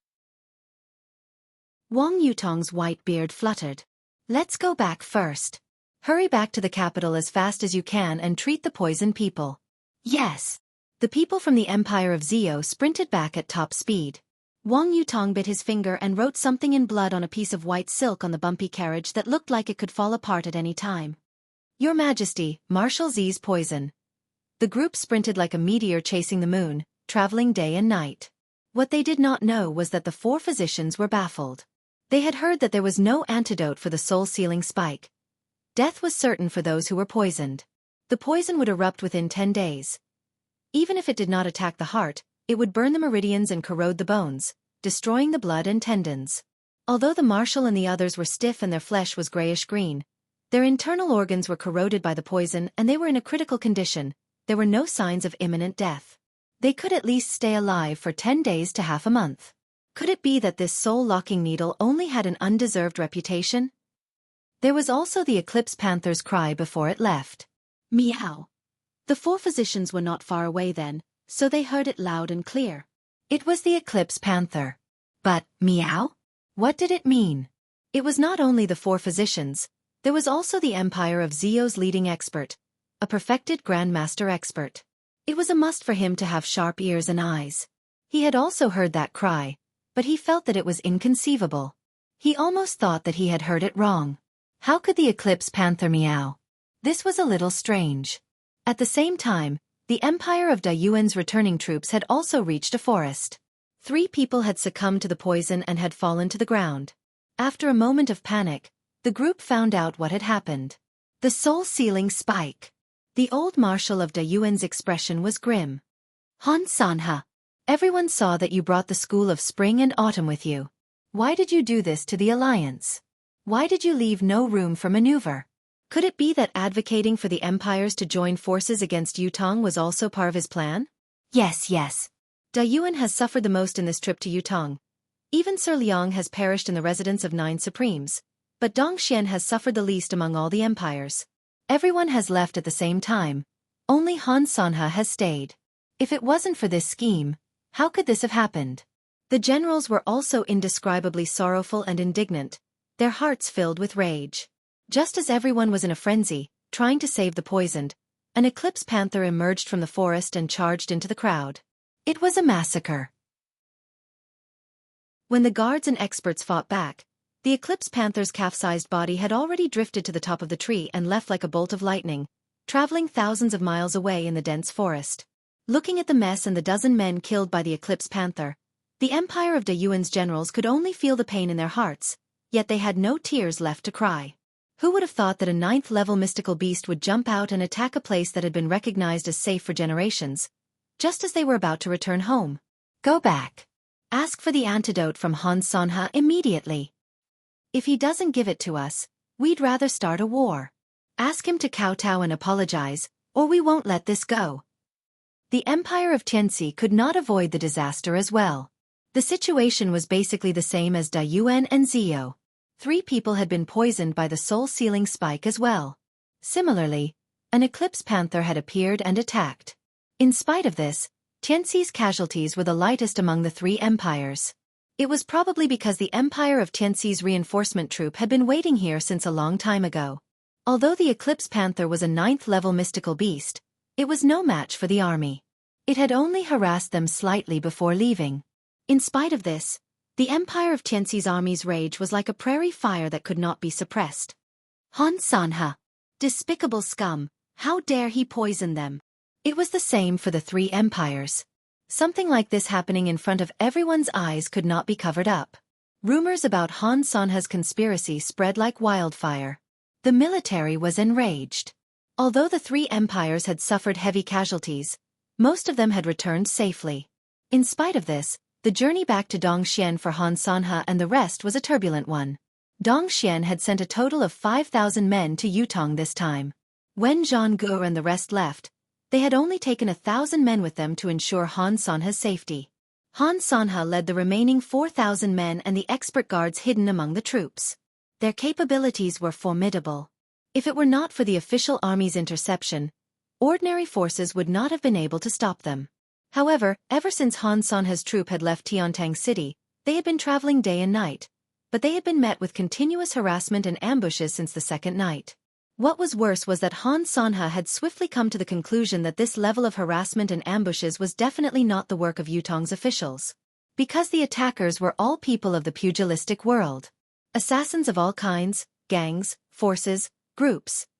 Sometimes, there was only one person who would charge in and kill for a while before leaving. Sometimes they would charge into the army in groups of 3 to 5, charging in and out of the front and back to kill. What was even more outrageous was that there were bandits who had set up roadblocks along the path they had to pass, specifically to stop Han Sanha's army. The journey back was truly a bloodbath for every inch of land and river. An inch of blood was no more than an inch of land and river. Before the 4,000 men had even traveled halfway, they had already lost more than 3,300 men. There were less than 700 men left from the original 4,000 men. The casualties sent chills down Han Sanha's spine, even though he was a veteran of the battlefield. He vaguely knew that the assassination along the way could not have been arranged by anyone else. It was definitely the old scholar, He Hanqing, who was in Yutong City. However, Han Sanha could not figure out who the old scholar was, no matter how hard he racked his brains. How could he have such a high influence in the martial world? Other than the old man's own influence, He had even hired top-notch assassins to ambush them. Along the way, the Merciless Tower's men had appeared 3 times while the concourse of the Underworld's men had appeared a few times too. As for the local forces, they were experts among experts as well. The lethality and terror of these ambushers was not something an ordinary army could withstand.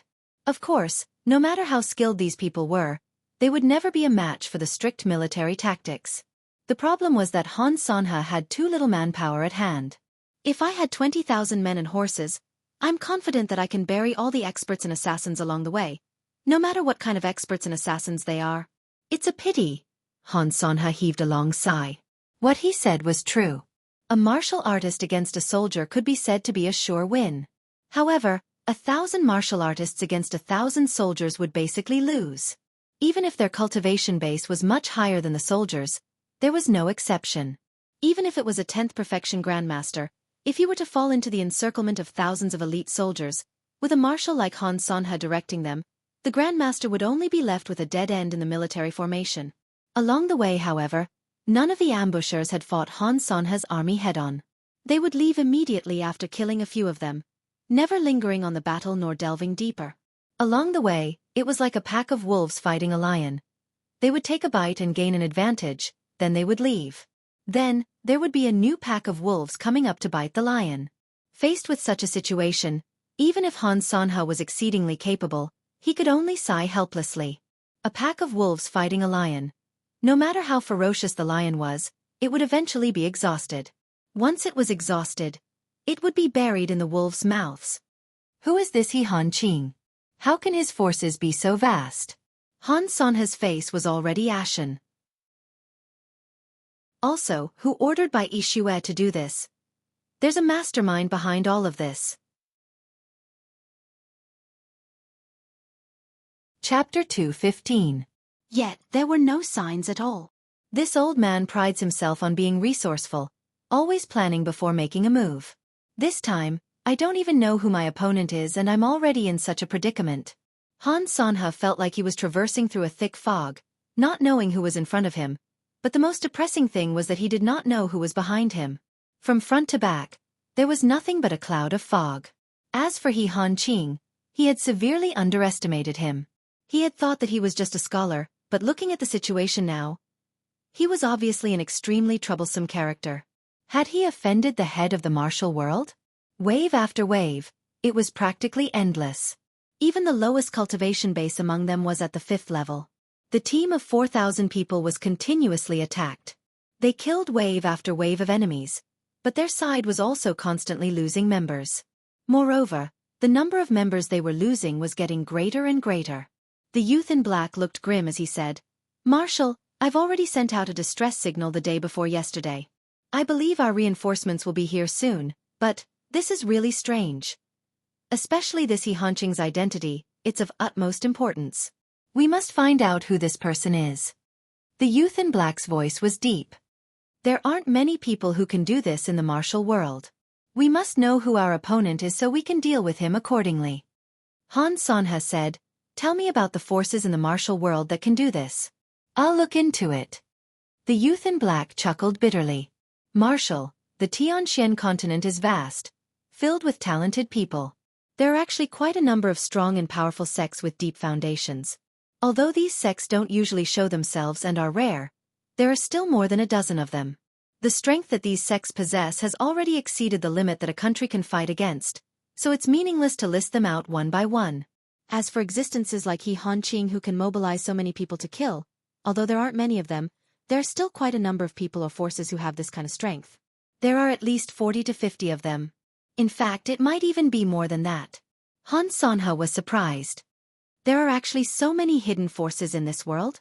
How come I didn't know? The black-clothed youth shook his head and said, "Marshal is a soldier after all. You spend most of your time with the army. Of course, you don't know much about these things that are beyond the capabilities of ordinary people. Besides, these forces rarely get involved in the disputes between mortal empires, and they rarely confront the people in the army. It's difficult for them to overlap, so..." The muscles on Han Sanha's face twitched as he said, "If the Empire of Yutong's court has always had such a terrifying presence, why?" This was also the fundamental reason why he had looked down on He Han Qing before. He Hanqing's performance was terrifying enough. Having an expert guard team that could survive a head-on attack from Bai Xueqi, who was at the pinnacle of swordsmanship, was enough to prove that he was not a nobody. However, Dong Xian and Yutong had been fighting for so many years. Since He Hanqing possessed such terrifying power, why had he never used it? Even when Yutong was on the brink of destruction, He Hanqing did not show himself.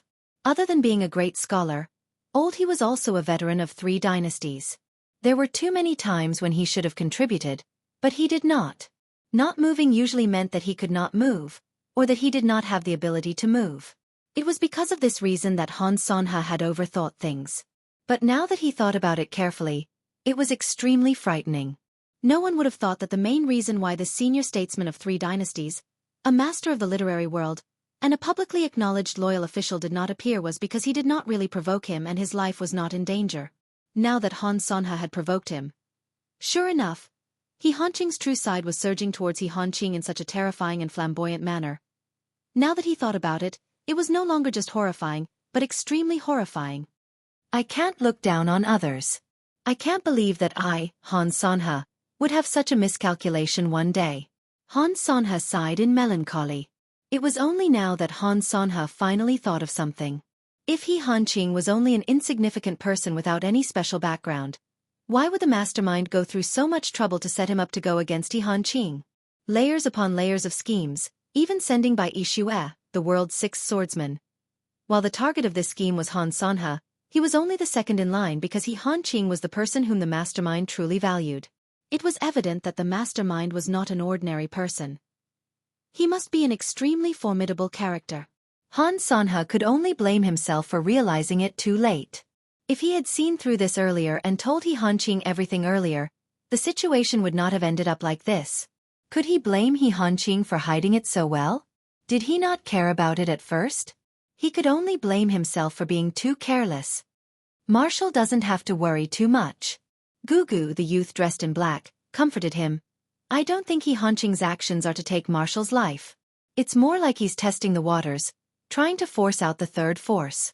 However, he doesn't know that we're only a pawn of the 3rd force. Therefore, while the journey will be fraught with danger, our lives might not be in danger. Han Sanhe's brows were knitted together, his gaze deep. He doesn't want to take my life, but he's trying his best to reduce my men. I'm guessing He Hanqing wants to kill until there's no one left on Marshall's side. Only then will Marshall return to Dong Xian. Only then will the ambush end. Gugu sighed. Han Sanhe immediately understood why Gugu had sighed. If he wanted to kill until he was the only one left, did that not mean that Gugu would lose his life as well? Right at this moment, a sharp howl suddenly sounded out. Obviously, another wave of assassinations had arrived. Fight! Han Sanhe hollered. Although there were not many of them left, 700 men were still a force to be reckoned with in the hands of an unparalleled marshal. When they were about 1,000 miles away from Dongshuan's capital, there were less than 100 soldiers by Han Sanhe's side. Moreover, all of them were wounded. Their bodies were full of scars and blood. Everyone's nerves were on the verge of collapse. This was truly a journey of death. Fortunately, the reinforcement that the youth in black had been waiting for had finally arrived, to bring a glimmer of hope to this battered troop. In the sky, a giant eagle that was 100 feet wide when it spread its wings circled in the air before slowly descending. Eldest senior brother is here. Gugu, the youth in black, cried out, his voice shrill with excitement. As long as one was human, they would be afraid of death, especially if they were to die without knowing why. How could Gugu not be ecstatic when he saw the arrival of hope? A tall silhouette leaped down from the eagle's back in the sky. The newcomer's robe billowed in the wind, fluttering like a deity from the 9 heavens. Han Sanhe heaved a sigh of relief when he saw this. Gugu was exhilarated as well. Han Sanhe and Gugu's joy was not without reason. After the arrival of this person, the attack that He Hanqing had arranged had suddenly disappeared, as if there had never been any attack. Han Sanhe and his entourage had finally returned to the capital safely. However, Han Sanhe, who had just returned to the capital, fell into an even greater predicament. Messenger pigeons from the empires of Dayuan, Tianxi, and Zhou had arrived one after another. The words were harsh, the hatred and the gnashing of teeth were obvious and undisguised. Hand over the antidote. Han Sanha and Gugu were dumbfounded when they heard this, unable to comprehend the meaning behind it. The soul-sealing spike had been used on them? When did it happen? Gugu, you. I didn't. Gugu's face, which had always been tanned, was flushed red. Then what is going on? Han Sanha paced back and forth, thinking for a long time before saying faintly, Gugu, are you sure that you've only attacked once in Tiantang City? Yes, I've only attacked once, and with only one soul-sealing spike. I used it on Yun Yang, Gugu said with certainty. Yun Yang. Han Sanha chuckled bitterly. It was as if the handsome youth who did not seem to belong to this world had appeared before his eyes once again. He was also the witty and resourceful Tiantang City tour guide who had resorted to every trick in the book. Han Sanha's gaze met Gugu's. Both of them saw the glimmer of possibility in each other's eyes. If such a situation had really happened, then there's only one possibility. Gugu said hesitantly. Only that person would have the chance. Han Sanha said, but why would he use one soul-sealing spike on so many people? Gugu said angrily. It must be that bastard who framed me. Framed you? Han Sanha sighed. If you hadn't used the soul-sealing spike on him, I'm afraid he wouldn't have been able to frame you. Now, even if you knew it was him, you wouldn't be able to explain it to the other countries. There's no evidence. Do you think you've been framed just because you said so? The poison of the soul-sealing spike is rare in this world. There's no antidote at all. So many people have been poisoned by the soul-sealing spike but no one has died. This means that the poison of the soul-sealing spike has been diluted. How diluted? It's because he used the soul-sealing spike to deal with so many people at the same time. That's why such a situation has occurred. Gugu said fiercely. This Yun Yang really doesn't have any good intentions. This way, he's stirred up a conflict between Dongxian and the other three empires' military. If I were given the chance, I'd tear him into pieces. Gugu was so angry that the disguise on his face almost fell off. This fellow is really tolerant. He knew that you were the one who attacked him but he didn't show it at all. Instead, he used your method on the other country's generals in the dark. Han Sanha chuckled bitterly. Now that we've all returned to our respective countries, the three empires that are thousands of miles apart, there's no chance for us to sit down and bury the hatchet. This scheme is truly remarkable. It's not that there's no other way. Gugu gritted his teeth and turned to look at his eldest senior brother begging, Eldest senior brother. The eldest senior brother, who was dressed in a green robe and had 3 wisps of beard, smiled faintly. Although we don't have a specific antidote for the soul-sealing spike, we still have a way to suppress it. Besides, they're not deeply poisoned. It's not a problem for us in our sect. Since they've misunderstood and this matter involves our sect's secret weapon, we really have to make a trip. Gugu's eyes shone. Eldest senior brother is the best. The eldest senior brother smiled faintly. However, I can't let my Ing carry an ugly child. If it's a fragrant little beauty, I'm sure my Ing will be very happy. I'm going out with my wife when the sun rises. It's Valentine's Day after all. Although I really don't want to go out. I can't beat the thighs. It'll be later the next day, maybe 8 or 9 at night. I wish my brothers and sisters a happy Valentine's Day. Chapter 2:16. Gugu puffed her cheeks. Eldest senior brother only knows how to bully others. The eldest senior brother laughed, no longer joking. Gugu, come with me. Use my hawk. It'll be faster. As long as we go and Gugu comes personally, this misunderstanding can be cleared away. If that's the case, I'll leave everything to you. Han Sanha sighed. Marshal Han did not know what to do. Too many things had happened recently. They were too unexpected, too outrageous, too unbelievable, and too inconceivable. However, Han Sanha knew that the repercussions of this incident were too severe. If the 3 empires were to misunderstand because of this, the situation would escalate to an unsalvageable stage. The most urgent matter was to settle this matter thoroughly, to prevent anyone from dying as much as possible. Only then could they sort out the cause and effect of the incident. If someone really died, even if the cause and effect were to be clarified, the blame would still fall on him and the entire empire of Dongxian. There's no time to lose. Let's depart now. The eldest senior brother smiled. Just in case someone really dies over there. That would be bad. The eldest senior brother of the School of Spring and Autumn had obviously thought of the severity of the matter. If it were not so with his status, he might not have made the long journey to rescue someone. When this is over, Gugu, come back and don't run around. Master will be looking for you during this period of time. I'll make a trip to Tiantang City along the way and meet this person who can make my little junior sister suffer. The eldest senior brother laughed, and with a wave of his sleeve, he had already soared into the air with Gugu's slender body. With a hawk's cry, the mystical hawk had already arrived beneath the both of them. With a long howl, the mystical hawk soared into the sky like a black arrow. Watching the huge hawk soar into the sky and turn into a tiny black dot above the clouds, Han Sonha's expression was solemn. Everything is a mess. From the looks of it, be it the assassination attempt on He Hanqing, the poisoning of the generals, the assassinations along the way, or everything in Tiantang City, it's all a cloud of mystery. There's no clue at all. However, there must be a mastermind behind all of this. He planned everything, manipulated everything, manipulated everything, manipulated everyone and all forces in the palm of his hand. This person is too terrifying. And now the biggest question is, who is the mastermind behind this? How can he hide so well? It's simply perfect. Han Sonha thought about it for a long time before his expression darkened. Yun Yang? Could it be him? There's a 99% chance that Yun Yang is the culprit behind the poisoning of the generals. If he's the one behind the other incidents as well, then this person is terrifying.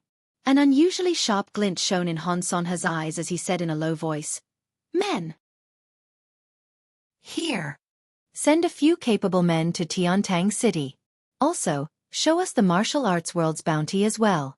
Han Sonha sucked in a breath and said, Kill Yun Yang and see what happens next. Yes. Han Sonha's expression was grim. If there's any reaction after killing Yun Yang, then it must be Yun Yang's doing. If there's no reaction, then Yun Yang's dead. Since there aren't any better targets, let's test the waters first. I, Han Sonha, have never resorted to such tactics. I've actually made an exception for this child this time. Yun Yang did not let his guard down even though his plan to target the various empires was completed. He began to consolidate the various forces he had on hand. First, he searched through the Nine Heavens Dictum's manpower and arranged for Xue Wuyin to join the Nine Heavens Dictum's work. As for the Towering Wind Pavilion, since Xue Wuyin had gone underground, the Towering Wind Pavilion, which had no one guarding it, had gradually become useless and was sold off by Yun Yang. After this series of events, Yun Yang had an abundance of silver taels on hand. After paying off all his debts, he still had a balance of 210 million taels. This was an unprecedented amount of wealth. Yun Yang was also considering how he should spend this sum of money. After all, in young Master Yun's heart, there was only one concept of money. What was spent was money. What was the use of keeping it? Was it nice to look at? After the four noble young masters were summoned by Yun Yang that day, Yun Yang unexpectedly found out why these four fellows had not made a move during this period of time. It turned out that since these four fellows had received Yun Yang's promise, they had immediately contacted their families and made a scene, swearing to prove that it was true, ordering the four noble families to search for high-level mystical beasts outside. Up to now, the various clans had already made considerable progress in the matter of searching for high-level profound beasts. The Spring, Summer, and Autumn families had indeed gotten their hands on 8th-level pinnacle mystical beast cubs and had already sent their men to deliver them over. Only the Dong family was the most pitiful. Their efforts were in vain and they had gained nothing. Initially, Dong Tianling had received the news that the Yen family had found a hidden high-level mystical beast that was about to give birth and would soon be able to harvest high-level mystical beast cubs. A newborn cub was obviously more malleable than a baby beast. By the time Dong Tianling and the other three fellows had boasted to the skies in anticipation, they were told that their family members had been besieged by a large group of mystical beasts when they were besieging the mystical beast that had given birth. It was unknown whether the Dong family was too lucky or too unlucky.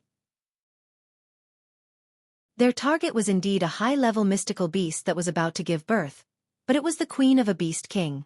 Her ability was already astonishing, and she had attracted many mystical beasts of the same level from her own clan. More than a dozen 8th Heaven experts from the Dong family who had participated in the hunt had all died in this battle. It was truly a case of going for wool and coming home shorn. Now, Dong Tianling's eyes were red as he looked at the other three. He was the one who had gotten the opportunity first, but in the end, these three bastards had gotten the best of it and he was the one who had gained nothing. Dong Tianling's insides were on fire right now. Smoke was coming out of his orifices and his eyes were burning with jealousy. Boss, please delay the three of them first. Dong Tianling begged bitterly, we must wait for my family's cubs to arrive before we train them together and level them up. It was conceivable that Yun Yang could not care less about young Master Dong's pettiness. Boss, what do you think? When their little mystical beasts arrive, how about I drug them first? I'll make them half dead and drag the time. I believe my family's little mystical beasts will arrive very soon. When Dong Tianling was saying this, he did not notice that Chun Wanfeng and the others had coincidentally approached the spot where they were talking. Then, of course, Dong Tianling was beaten up by the three of them. Yun Yang had no interest in the quarrel between the four of them at all. All of his attention was placed on something else. Just before this, the Nine Heavens dictum had sent news from Dongxian and the other three empires. A few of the returning generals had relapsed. Now, the three empires were negotiating with the empire of Dongxian. Due to the scale of the incident, the empires were unusually chaotic, filled with all sorts of voices. Some said that the oath of blood was vengeful, some said that they should not act rashly. Some said that the truth was right before their eyes and it was necessary to send troops to punish them. Some said that the incident was too suspicious and they should be careful of falling into a trap. All in all, there were all sorts of opinions. The opinions were so diverse that it was hard to reconcile. What I want is for all of you to be confused. If you don't panic, how can you take advantage of the chaos? Yun Yang's gaze flickered. This incident will plant a knot in the hearts of the empires. It won't be easy to undo it. After all, so many generals are watching. Even if the poison is cured and the people are saved, the knot won't be undone. Especially Han Sanhe, he's offended He Hanqing. I'm sure he won't have it easy during this period of time. As for the empires of the continent, I don't think there'll be any big waves in the near future. I don't even know if the ruler of Dongxian will use this opportunity to get rid of Han Sanhe. I'm afraid it's inevitable that he'll be sent to the sidelines. Since the external threat can be mitigated, we can focus on solving the other matters during this period of time. The remnants of the Four Seasons Tower must be found and killed. There's also Supreme Lord Spring Frost, He Hanqing. If we can get rid of him during this period of time, it'll be greatly beneficial to the future. We must solve the Four Seasons Tower's problem while the empires are uneasy. Time waits for no man. The opportunity must not be missed. It must be done, it must be done. Xue Wuyin had officially taken over Lao Mei's position as the residence of Yun's butler. Wuyin, what do you think about these matters? Do you have any feasible suggestions? Yun Yang laid out these matters for a while. Ever since he had met Xue Wuyin that day, Yun Yang had admired the meticulous way of thinking. This was the perfect opportunity for him to showcase his talent in scheming. Xue Wuyin pondered for a moment before he grabbed a brush and wrote down the matters. He divided them into 4 pieces of paper and placed them on the table. Then, he frowned and stared at the 4 pieces of paper, not moving for a long time. This was his first task as Yun Yang's butler. The first fire of a newly appointed official had to be lit perfectly. However, it was destined to take a lot of effort to carry out these matters and how they could be done perfectly. After all, none of these matters were simple. Young master, the matters that you've mentioned, I've sorted them out just now. Xue Wuyin's voice was still strangely hoarse, but Yun Yang was already used to it. Let's put Mi Kongquan's matter first. Among all the matters to be done, this is the only one that's relatively easier. Forget about the fact that we can deal with Mi Kongquan as soon as he comes out. Even if he were to hide in the palace, it's not a difficult task for young master. Yun Yang nodded. It was indeed not a difficult task for him. Xue Wuyin said, the only thing we have to worry about is Mi Kongquan's ability. If we can't kill him in one go, I'm afraid there'll be endless troubles in the future. Once young master makes a move, your true identity will be exposed. If you fail, the news of Supreme Cloud still alive will spread throughout the world. Chapter 217. Xue Wuyin analyzed calmly. According to young master's description, Mi Kongquan's ability should be above the 8th peak, but not the 9th peak. If he was at the 9th peak, he would have recovered completely and wouldn't have been injured by the 4 young masters' attacks. If he was below the 8th peak, he would have been killed in the previous battle. This subordinate guesses that this person's true ability should be hovering between the 8th peak intermediate and ace peak. There shouldn't be too much of a difference. Yun Yang nodded. He was listening to Xue Wuyin's analysis attentively, trying to find out the difference between his and Xue Wuyin's way of thinking. As the saying went, a wise man would always make a mistake. A fool would always be right. Only by listening patiently to constructive suggestions and learning from each other's strengths to make up for their shortcomings could the plan be truly comprehensive. Moreover, Xue Wuyin was no fool. Although he was meticulous and could not compare to Yun Yang when it came to dealing with the ever-changing situation on the battlefield, his thoughts were much more thorough than Yun Yang's. There's one more thing. Mi Kongquan was severely injured by Ling Xiaozue. It's said that he's still recuperating. According to experience, with the recovery speed of an 8th peak ace expert, with the aid of heaven and earth treasures and medicine, even a severe internal injury can be healed within a month. However, Mi Kongquan's injury originated from Ling Xiaozue and was done intentionally. This subordinate thinks that even if Mi Kongquan has recovered a little, it must be very limited. I even suspect that Mi Kongquan might not even be able to completely eliminate Ling Xiaozue's sword energy. Therefore, Mi Kongquan's best state now is only at the 7th peak ace level. It's impossible for him to be higher. If Ling Xiaozue's sword energy still has lingering effects, it can further restrict him. A deliberate attack can cause his injuries to erupt and his combat power to plummet. Based on this, as long as young master strikes at the right time, there's a 90% chance of killing Mi Kongquan while he's unprepared. Xue Wuyin said, with a 90% chance of success, there's no need to worry about this target anymore. It can be done with just the right time and a little patience. Yun Yang nodded lightly. Regarding Mi Kongquan, Xue Wuyin's judgment was almost exactly the same as what he had expected. However, Xue Wuyin's analysis was corroborated from various aspects. The conclusion he came to after synthesizing them was much more meticulous. The second target is the advisor of the Crown Prince's residence. Han Wufei, that's confirmed. However, this subordinate still feels that it's overkill to specifically target this person. Han Wufei is only a small fish. Killing him won't help the bigger picture and might alert the enemy instead. After all, our most important target is He Hanqing, and He Hanqing is untouchable at this stage. It's better to leave it for the last target. As for the third target that young master mentioned, a high-ranking military general. The scope of this point seemed to be a little general. If I want to make a complete confirmation, I'll need young master to give me the authority to come into contact with all the generals in the military who fit this type of physique and temper. Then, I'll be able to find the doubts in them before I can confirm it. Right now, we don't have any specific information to analyze, so it's difficult to identify, so we can only postpone it. The two military targets. According to young master's current direction of suspicion, you've eliminated the Eastern troop, which is Tai Zheng's men. However, this subordinate thinks that this side can't be eliminated yet. Xue Wuyin's voice was raspy, but each sentence and word was filled with composure and confidence. Yun Yang's gaze flickered. It's not necessarily that there's no traitor within the Eastern troop. Tai Zheng was attacked from all sides in the battle that day and was in dire straits. If it wasn't for young master's timely assistance and display your prowess to turn the tide, there might not even be an Eastern troop today. The key to victory that day was outside the battlefield. Han Sanhe had led the cavalry to Marshal Iron's back, forming a two-pronged attack. This incident was too bizarre and illogical. Even if the residents of East Defense was the scapegoat, it's still a little far-fetched to say that only the residents of East Defense was involved in this matter. Xue Wuyin looked at Yun Yang and said slowly, however, if there's an additional general who's familiar with the military's arrangements, who leaked the movement of our troops in the defensive loophole, then it's only appropriate and logical. Yun Yang shuddered as he slowly raised his head to look at Xue Wuyin, a thoughtful look in his eyes. Also, even if there's a traitor within the Eastern troop and we've confirmed who the traitor belongs to and even uprooted him, we can't be sure that there's no more infiltration of the Four Seasons Tower's men in the other three troops, including the Board of War.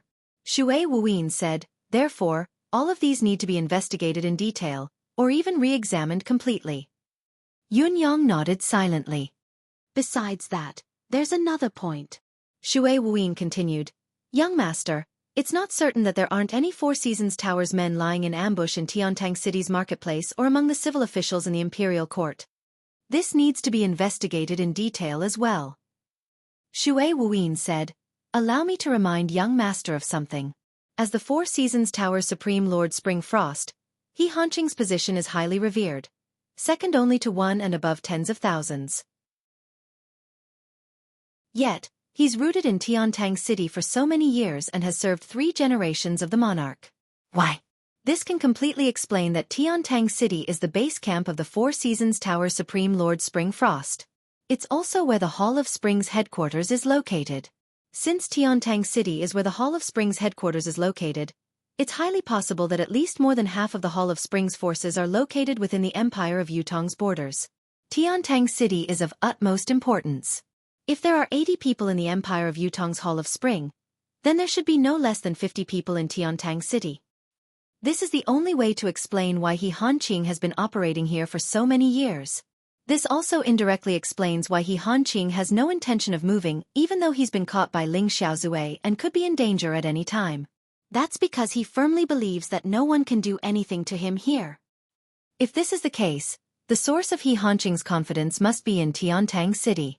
He must be strong enough to be like this. And tyrannical strength is a large number of experts, or a deeply rooted and unbreakable network of relationships. Since He Hanqing is Supreme Lord Spring Frost, there must be many experts in the Hall of Spring of the Four Seasons Tower in Tiantang City. At the very least, there must be at least 30 to 40 people. Young Master's target is only a few people. The numbers don't match up at all. Furthermore, if our focus is too narrow, accidents will happen at any time. Our capabilities obviously can't withstand any accidents. Once they happen, we'll be in an unprecedented passive state. Therefore, my final conclusion is that the Hall of Spring of the Four Seasons Tower has at least 30 people. Young Master has said that the eunuch you killed was from the Hall of Autumn. This means that there are a large portion of the Hall of Spring here, and also some of the Hall of Autumn's tentacles. Adding both together, the Four Seasons Tower's forces will increase once again. In summary, the battle in Tiantang City will be of utmost importance and will be extremely difficult. Xue Wuyin analyzed the details bit by bit and finally came to this conclusion. Yun Yang nodded slowly with a solemn expression. There are still 2 areas in young Master's previous judgment that are wrong. Xue Wuyin sucked in a breath, looking a little hesitant, but he spoke bravely in the end. Yun Yang mused and said, "Speak." There are 2 areas that young Master seems to have never paid attention to. Since Xue Wuyin had spoken, he did not hesitate anymore and said, "One is women. Up until now, all the Four Seasons Tower people that young Master has encountered have been men. But it doesn't mean that there aren't any women in the Four Seasons Tower. In young Master's choice of targets, you have subconsciously eliminated all women. Young Master has been in the military all year round. All you see are men and your enemies are men too. Therefore you have subconsciously eliminated women. Although this is understandable, it's still a major flaw. The Four Seasons Tower's influence is so vast. It's easy to imagine that the spies they've planted would never overlook the power of women. Many a time, many places, many environments, and many things can only be entered and done by women. After all, women have some innate advantages that men don't have, Xue Wuyin said. Therefore, we have to reorganize and check the information in this area. In our current understanding, men and women must be treated equally. Yun Yang sighed and said, "Yes, I have indeed neglected this point. If it weren't for your reminder, I'm afraid I would still be like this, until I suffer a huge loss. This is my fault, a huge mistake." Yun Yang acknowledged it with a pained expression. A hint of admiration flashed in Xue Wuyin's eyes. Recognizing one's mistake immediately and correcting it. This was a quality that surpassed others. What about the second point that I've missed? Yun Yang asked humbly, his tone tinged with a hint of seeking guidance. The second point that young Master has missed is... Xue Wuyin thought about his words and said, "Young Master's vision is too high. You've always been fixated on the top. You've never looked down." Yun Yang frowned and said, "Look down? What do you mean by that?" "Including the people in the palace, the Crown Prince's residence, the generals, Supreme Lord Spring Frost, and the Four Seasons Tower's highest authority Mr. Nian. Including the blacksmith, Chu Tianlang and the censor whom young Master has already killed," Xue Wuyin said. "In the eyes of ordinary people, all of them are existences that have transcended. In other words, These people themselves possess the power to overturn the clouds and rain. It is also because of this that they have caught young master's attention. But on the other hand, young master's attention has never been placed on the commoners. Chapter 2:18. Xue Wuyin spoke slowly. Some of the people at the bottom can do it as well. Since the Four Seasons Tower is an all-encompassing large-scale organization, it will never let go of the dark side, or rather, places that are not noticed by others.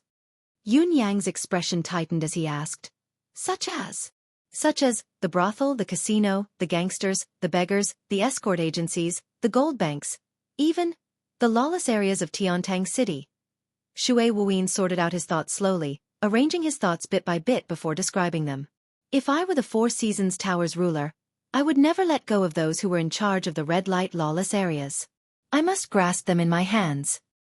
That's because those places can have unexpected effects under certain circumstances. Yun Yang pondered and nodded again.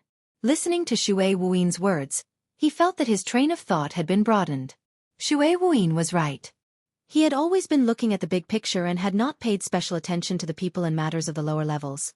If he had paid attention to the voices of the people during the case of the family of generals, he could have killed it at a much earlier stage, instead of waiting for the matter to brew and ferment. This was indeed a blind spot in his train of thought. Young Master is the Nine Supremes' think tank and possesses extraordinary wisdom, but in reality, all of your attention has always been on the war between the two armies, Xue Wuyin said. So, when you consider things, you usually start from a broad perspective. It's not that young master hasn't thought of the two mistakes I mentioned just now, it's that young master hasn't come into contact with these aspects before this. But in the future we will have to face these things. Wuyin only hopes that I can help young master fill in the gaps at any time. As I said before, we can't afford any surprises at our current stage. Everything must be under control. Yun Yang sighed and said, Wuyin, you don't have to comfort me. If I didn't think of it, I didn't think of it. A mistake is a mistake. I can't deny this and I don't have to. If I gloss over the past, I'll make the same mistake in the future. Just like you said, we can't afford any accidents. In this world, any mistake can lead to eternal damnation. We can't afford to be wrong. So, it's my negligence. Yun Yang said slowly, emphasizing each word. I admit it, and I will remember that I will never do it again. He looked at Xue Wuyin and said in a deep voice, Wuyin, it's all thanks to you. Xue Wuyin's eyes flashed with admiration and relief. I'm relieved that young master can think this way. Our first target now is Mi Kongquan. Take out the exposed targets first. Then we'll look for those that aren't exposed. Xue Wuyin said, although the information we have now is limited, Supreme Lord Spring Frost, He Hanqing, must have the name list of all the members of the Four Seasons Tower's Hall of Spring. Our actions this time are like taking chestnuts out of the fire. We have to proceed step by step. We can't be hasty, and we can't make any mistakes. Xue Wuyin took a deep breath. Finally done with the analysis, Xue Wuyin could not help but rub his temples. It was too taxing on his brain. All right. Yun Yang exhaled, a sharp glint flashing in his eyes. Since we've set our goal, let's not waste any more time. Let's do it. Deal with me Kongquan first. At night. Cirrus House. Yun Yang had recently developed a very peculiar habit. Each time he wanted to do something, he would come here to rest. Even though he would not say anything, it was as if he was subconsciously reporting to his brothers. I'm going to kill them. I'm going to avenge us. He could even convince himself that as long as he did so, his brothers would know and they would protect him together. As long as he succeeded, they would be very happy. As long as he found the spy and killed the enemy, perhaps, his brothers would be very happy. Even if he knew that his thoughts were deceiving himself and others, Yun Yang was willing to believe and be deceived. Even though he knew that his thoughts were deceiving himself, Yun Yang was willing to believe and be deceived. A person who was willing to deceive himself would naturally believe that everything was true, even if it was false. On this day, when Yun Yang saw Yun Zuiyu, he had a sudden intuition that something was not right, but he could not put his finger on it.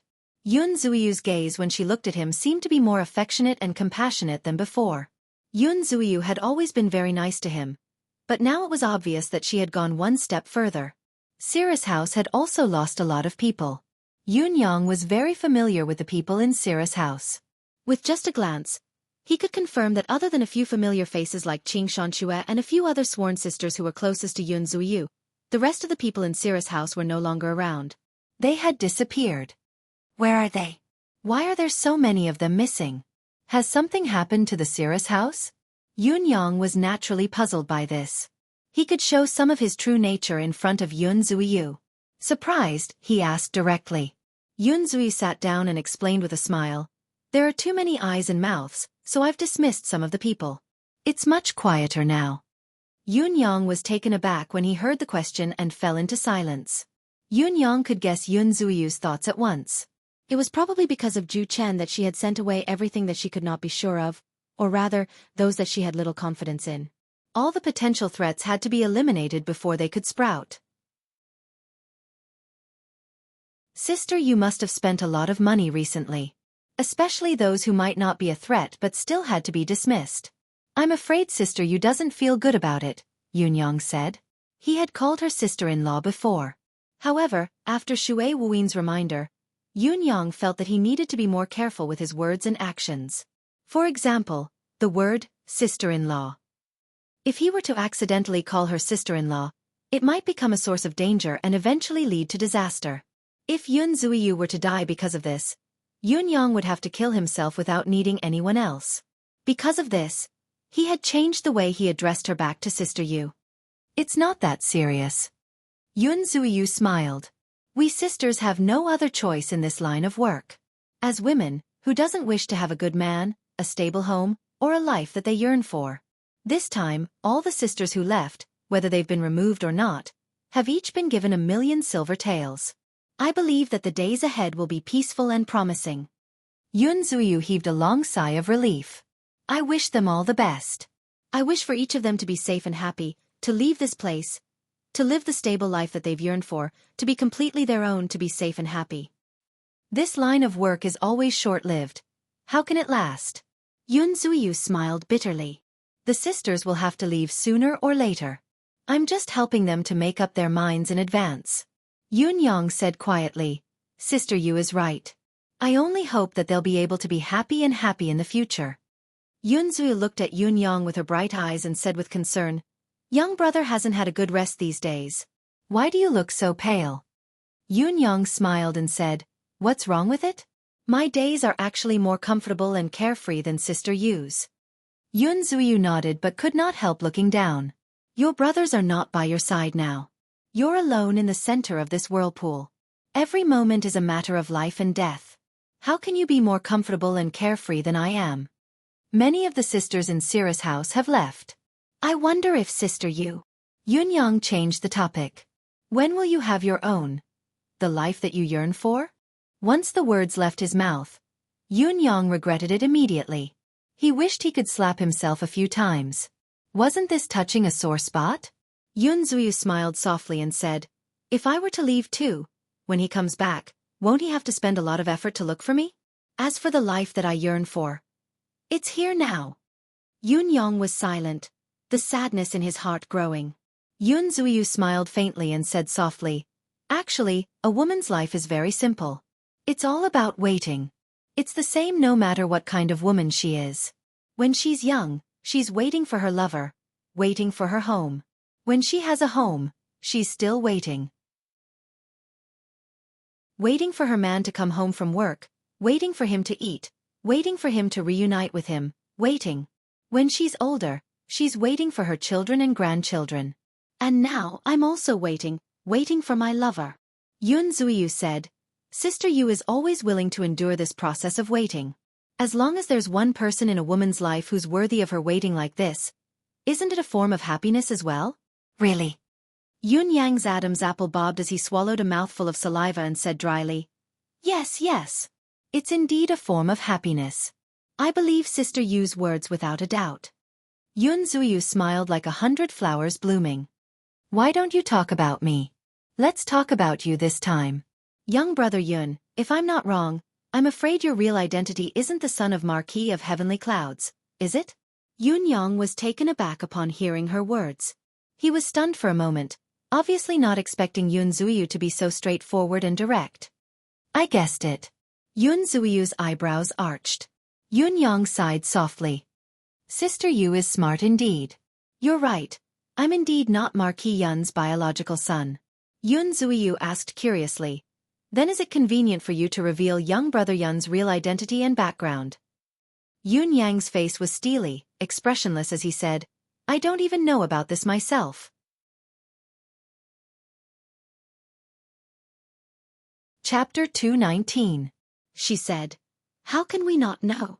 Take your fifth brother and I for example. Even though we were sold when we were young, we still know who our parents are. Even though they are already dead. But, they are still our family and also where we came from. Yun Yang said, from what I know, fifth brother doesn't know his own identity. Yun Zuiyu's eyes shone as she chuckled with her hand covering her mouth. Yes, I misspoke. He knew everything about Flame indeed. Yun Yang said quietly, I'm the same as fifth brother. I don't know where we came from or where we came from. A stiff smile hung at the corners of his lips as he said, it's like we popped out from the weeds. Haha. Yun Zuiyu was stunned. Looking at Yun Yang's blank expression, looking at this supreme cloud who had stirred up the world with only one hand and carried the heaven and earth mountain on his shoulders, a sudden wave of heartache that was like a tsunami engulfed his entire being. At this moment, she suddenly had an inexplicable urge to hug Yun Yang in her arms and comfort him. She stood up and walked over softly, squatting in front of Yun Yang and looking up at him, she said softly, young brother, you still have sister-in-law. In this world, how unfortunate we are but how fortunate we are at the same time. It's because we still have each other. After all, we still have kin in this world, we still have each other's comfort. It's all so precious. Yun Yang smiled softly. Yes, Sister Yu. We're all very fortunate. He took in a long breath and said, I'm leaving. Sister Yu, I'm going to collect some interest tonight. Yun Zuiyu said softly, be careful. You must come back alive. Only when you're alive can you speak of revenge. Yun Yang nodded. His purple robe fluttered as a lock of his black hair fell, covering half of his face. He turned around and said, Sister Yu, you're really smart. Yun Zuiyu was stunned when she heard him. Yun Yang had already walked out of the door. His voice so soft that it could not be heard came with the wind. You already know my identity. Yun Zuiyu wore a forlorn smile. Yun Yang had already disappeared. Vanishing under the lights. He disappeared into the night. Yun Zuiyu walked to the window and saw a white cloud drifting away in the sky. At this moment, it was already past midnight. Mi Kongquan's back was hunched as he coughed softly. His fair and plump face was much thinner now, his wrinkles much deeper. He shut his mouth tightly. It was as if there was a snake circling around his body. The surging Xian Qi also revolved around his body. There seemed to be a small tornado spinning in the room. After a long while, he suddenly opened his mouth and spurted out a green smoke. Then, he violently coughed twice and spat out a mouthful of blood. At the same time, a strange pop suddenly sounded out from his thigh, and a bloody hole suddenly appeared at the place where the sound came from. Then, a sharp sword chi rushed out from the bloody hole, and with a swish, it slashed a painting on the opposite wall into two. Mi Kongquan's already ragged breathing grew more ragged. His eyes filled with deep resentment. Ling Xiaozui's strike that day had not only severely injured Mi Kongquan, it had also left behind a pure sword chi in his body. The sword chi was too pure, never dissipating. It was also this strange sword chi that had been destroying Mi Kongquan's body for so long. As long as Mi Kongquan cultivated, the sword chi would react immediately, separating into a fine sword chi and breaking out of his body. However, no matter how fine the separated sword chi was, it was still left behind by Ling Xiaozui. It was not something that Mi Kongquan could defend against. Furthermore, it had detonated from the inside out, making it impossible to defend against. After such a long time, Mi Kongquan had only managed to dissolve a third of the sword chi after exhausting his energy and purposely expending it. Based on the speed of dissolving the sword chi, it would probably only take 2 months to completely dispel the sword chi. However, the problem now was that the self-detonating sword chi was more destructive than expected. Even if Mi Kongquan's physical body was still intact, most of its functions would be depleted and he would not be able to use it anymore. Perhaps it was a blessing in disguise, or a blessing in disguise. Mi Kongchuan had been on the brink of death during the palace's purge previously. No one had taken him seriously, allowing him to escape unscathed. Otherwise, he would have been done for that day. Until now, Mi Kongchuan, whose condition had taken a turn for the better, was much more cautious. Ling Xiaozue. Mi Kongchuan panted heavily. Although his eyes were filled with resentment, there was more helplessness than anything else. He knew very well that there was no hope of avenging this grudge for the rest of his life. Even if he cultivated for the rest of his life, he would not be able to withstand Ling Xiaozue's casual strike. Two little eunuchs walked in with a respectful attitude, cleaned the room a little, and then left. It was late at night. A ray of moonlight shone in through the window, shining right before Mi Kongchuan's eyes. Mi Kongchuan looked at the bright moon in the sky, his thoughts drifting. A gaze that was as cold as the moon appeared in his mind. It was the Mi family member who had been captured by young Master Cho Yun-san the other day. It was the old woman who was old and slightly hunched. Back then, she had looked at him with such a gaze. From the moment he had appeared until he left, whether she had been under the enemy's control or had regained her freedom, her eyes had always been looking at him. Mi Kongchuan heaved a deep sigh. That was his wife. He could still remember the time when both of them had just gotten married. They were deeply in love. Every night, he would hold his beloved in his arms, fly to the roof and sit on the roof tiles, looking up at the bright moon in the sky. It was because her name was Lang Yu. Since when did the warmth cease to exist? Yes, when he had joined the Four Seasons Tower and cultivated the ultimate cultivation method. He had become colder and colder to his wife. When he had cultivated to a certain level, he realized that this cultivation method was actually the legendary art of solitude. After cultivating it, his cultivation method improved by leaps and bounds. The progress was more than 10 times that of an ordinary cultivation method. However, once he cultivated this cultivation method, he would no longer be able to have sex. It was also at this time that the tower's order came. He was to enter the palace without any belongings for the greater good. At that time, he was no longer able to have sex. He always felt that he was inferior to his wife. Coincidentally, there was such a mission. He had gone for it without hesitation. He still remembered everything that had happened on the day of their parting. He had always remembered it. His wife's gaze was distant as she watched him leave.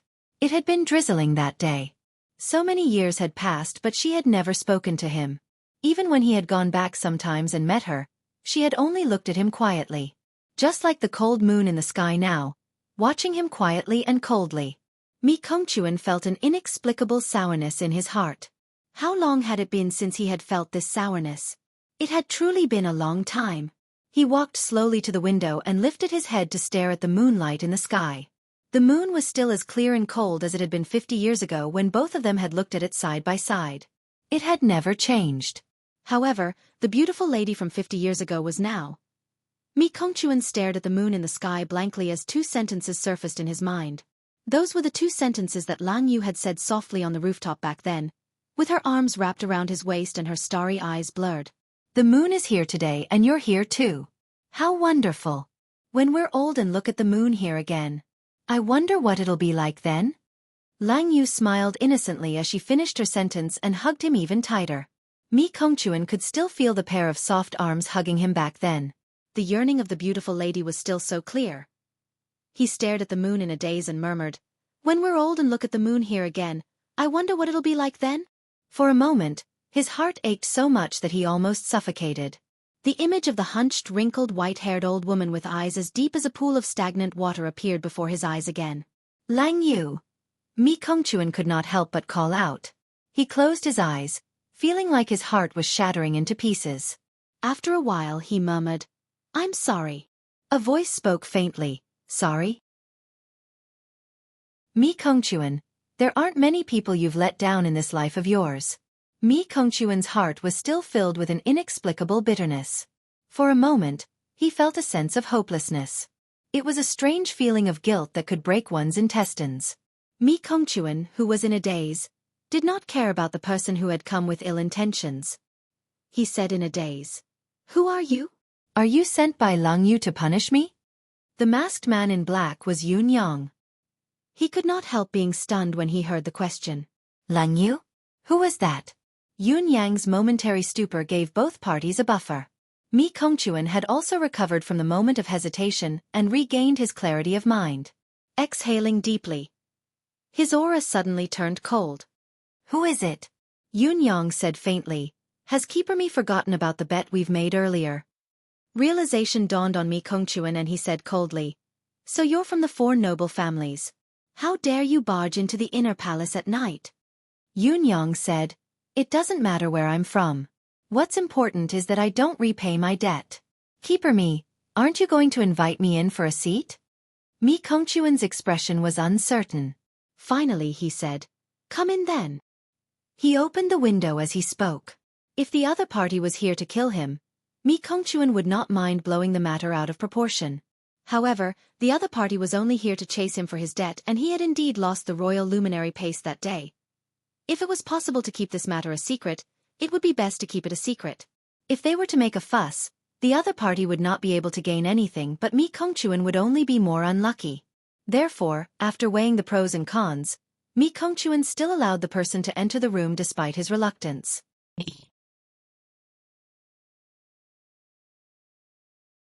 Chapter 220. Which family are you from?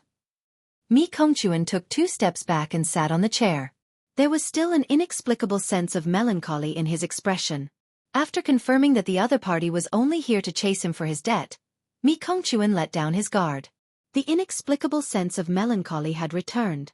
Although it was not as strong as before, anyone who was not blind could see it. Yun Yang was not blind. His eyes were much better than an ordinary person's. Naturally, he could feel that something was not right. Was this fellow in a bad mood? Was he musing to the moon? Was he sad at the sight of things? Yun Yang was still wondering why he had missed the opportunity just now. It was rare for a cultivator of Mi Kongchuan's level to be distracted. He had missed such a good opportunity to kill his target just now. Under normal circumstances, the same mistake would never happen twice. However, Mi Kongchuan's state was not as absent-minded as before, but he had sunk into an eerily melancholic atmosphere. It could be considered as a state of semi-distraction, one that would last for a long time. What was this? Was it a stroke of luck? All in all, the situation seemed to be better than before. After all, even though he had been distracted, Yun Yang would have to bear the brunt of Mi Kongchuan's death even if he had succeeded. Now, however, as long as he was careful, there was a high chance that he could achieve a complete victory, kill his target and retreat unscathed. Yun Yang sighed softly. "I'm from the Chiu family. I have no choice but to come here. After all, Keeper Mi's actions are rather unorthodox." Mi Kongchuan snorted coldly and said, "Could it be that the Chiu family's kidnapping and extortion are unorthodox?" Yun Yang replied coldly, "Whether it's unorthodox or not depends on the person. If it wasn't for Keeper Mi provoking the Chiu family first, this reputed one wouldn't have come here today." Mi Kongchuan wanted to retort but he did not say anything in the end, only sighing. He did not have the confidence now and was not in the mood to respond. After a long time he said, "Let's not beat around the bush. Regarding the previous promise, I didn't intend to renege on it, but I didn't intend to give it either. I wouldn't be able to live with myself if I did. However, since you've found this place, I might as well be a bachelor this time and fulfill your wishes." Mi Kongchuan's expression grew increasingly despondent and lost. There was also an unusually strong feeling of emptiness and helplessness. At this moment, Mi Kongchuan felt a strong sense of boredom and despair. It was as if he had suddenly lost interest in competing with everything in this world. Yun Yang could feel the sensation clearly. What the hell happened to him? How could the mental state of a high-level Xueqi be so decadent? What was the meaning of this? Facing a stranger who had suddenly appeared, he believed her just because she said she was from the Chiu family. Also, what was he doing sitting on the chair in such a daze? He didn't even have the slightest bit of vigilance. Even though Yun Yang was here to kill, he was a little confused now. If the target was too easy to kill, it would be a very strange thing. He didn't know where to start. Then the luminary paced. Yun Yang asked. "Ha." Mi Kongchuan tossed out 5 small boxes casually and said in a self-deprecating tone, "If it were someone else, I believe they wouldn't have given it away no matter what. It's a pity that these things are completely useless to me." Yun Yang was struck by a thought and said, "Everyone has their own aspirations. This can't be forced." Mi Kongchuan chuckled, as if he wanted to say something but swallowed his words forcefully. Yun Yang could acutely feel that Mi Kongchuan's emotions had fluctuated violently again. His eyes shone as he sat down on the chair in front of Mi Kongchuan and said softly, "I didn't expect Brother Mi to be such a straightforward person. I'm impressed. I hope that I can be friends with Brother Mi in the future after this." Mi Kongchuan smiled non-committally and said, "May I ask for your name? What's your name in the Chiu family?" Yun Yang's face twitched as he answered in a low voice, "I can only tell you that I'm ranked top 5 in the Chiu family." Mi Kongchuan's gaze wavered for a moment before he finally chuckled and said, "It looks like your family values me quite a bit." Yun Yang said, "But this reputed one didn't expect Keeper Me to be so easy to talk to." Mi Kongchuan chuckled coldly when he heard that and said, "There are plenty of times when I'm not easy to talk to. Since you've achieved your goal, please leave quickly. This is the palace after all. It's not a place to be taken lightly." Yun Yang chuckled and said, "It's not that I don't want to leave, but I was prepared before I came, wanting to spa with Brother Mi. Perhaps Brother Mi doesn't know this, but Brother Mi's name is well known among the 4 noble families, especially the Chiu family. But I didn't expect things to go so smoothly. So I'm a little surprised and a little embarrassed. It just so happens that Brother Mi seems to be in a bad mood, so I'll chat with Brother Mi to relieve your boredom." "Oh?" Mi Kongchuan asked. Obviously, he did not believe Yun Yang's words. Even if the Chiu family in front of him had the intention to return the favor, they had only known each other for a short period of time after all. Yun Yang sighed softly and said, "Actually, I can roughly understand Brother Mi's current state of mind. Martial artists like us, we've been living our lives on the edge of a knife, rolling on the brink of life and death. What we seek is nothing more than fame, profit, and power. However, for fame, profit, and power, what we give and what we gain may not be proportionate." Yun Yang sighed softly. "There's no gain or loss in this world after all. After all, people like us, we've mostly gotten what we've imagined in the past. Even if it's not 100%, it's at least 80 to 90%. Mi Kongchuan's Adam's apple bobbed, but his face was still emotionless. Yun Yang knew that he had wanted to speak just now, but he had swallowed his words forcefully. Seeing that it was working, he had to continue persuading. "Actually, this reputed one and Brother Mi don't know each other. We've even been enemies before this. Some words are indeed too much to say to a shallow acquaintance. However, today's situation is peculiar. It makes me want to say something. Brother Mi can be considered successful now. How can your state of mind be so dispirited?" "Success and recognition?" Mi Kongchuan could not help but let out a bitter chuckle.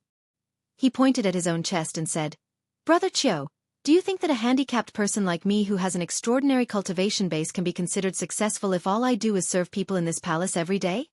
Mi Kongchuan could not help but chuckle in anguish. Yun Yang sighed softly. "This is a matter of opinion. The path is ultimately chosen by one's self. Since Brother Mi has chosen this path back then, it's probably the end now that you've reached the position of the palace's innkeeper. How can it not be considered successful?" Mi Kongchuan chuckled bitterly. "Chosen by myself? Chosen by myself? Ha ha." He took a deep breath and said, "If I could choose myself, who wouldn't want a beautiful wife and concubines, a marquis for generations to come? Who would be willing to cut themselves off to serve in the palace?" Yun Yang chuckled again and said, "With Brother Mi's cultivation base and achievement, who can force you to submit if you're not willing? Actually, it's inevitable to deceive oneself and others in this world. There's no need to say more. Everyone has their own aspirations. I understand that." Mi Kongchuan's anger flashed before he put on an inexplicable smile and said faintly, "Men are afraid of entering the wrong profession, women are afraid of marrying the wrong man. This is the true truth. And the thing I regret the most in my life is that I entered the wrong profession and even caused my wife to marry the wrong man." He lifted his head slightly and looked at the cold moon that was still gently shining down on him. There was a pained gentleness on his face, veins bulging on his forehead. His hands were clenched into fists, obviously trying to control himself. Yun Yang's gaze flickered as he said, "But you've entered the palace after all and become a eunuch." This sentence was extremely vicious. Especially to Mi Kongchuan now, this sentence was akin to tearing up all of his scars. His flesh was a bloody mess, and he was riddled with scars. It was a lethal blow to Mi Kongchuan when he was in a daze.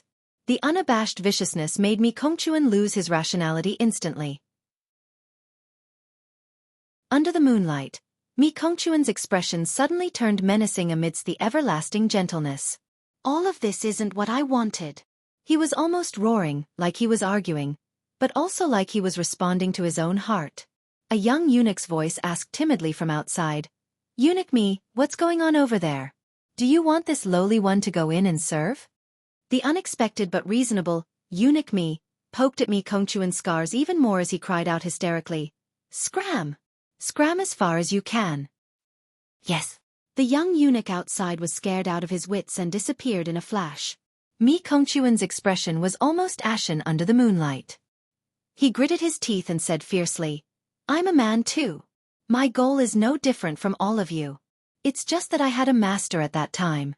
He did not want to say anything, but the resentment that had been suppressed for decades suddenly surged. He could not hold it in, he had to vent it out. Being forced by the other party's words, the tide grew stronger and stronger. He could not hold it in any longer and finally began to speak. "My good master gave me a cultivation method." Mi Kongchuan's expression was menacing. "I was only 23 years old then. I was young. I didn't know any better. I cultivated the cultivation method and improved very quickly. 1 year of cultivation was comparable to 10 years of other cultivation methods. Do you understand the feeling of rapid improvement and rapid progress? I concentrated on my cultivation, and soon, I reached the 3rd level. As I continued to cultivate, I slowly realized that my interest in cultivation techniques was getting stronger and stronger, and it was becoming more and more irresistible. As for women, it seemed like I was becoming more and more indifferent, and I had no feelings for them. At that time, my wife had only been married to me for 2.5 years. Do you know that feeling?" Mi Kongchuan chuckled bitterly.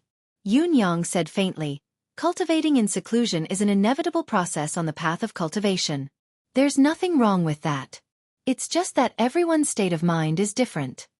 Mi Kongchuan chuckled coldly. "But then I truly understood. It's not that I'm indifferent, it's that I can't take it anymore. I can't. Do you understand?"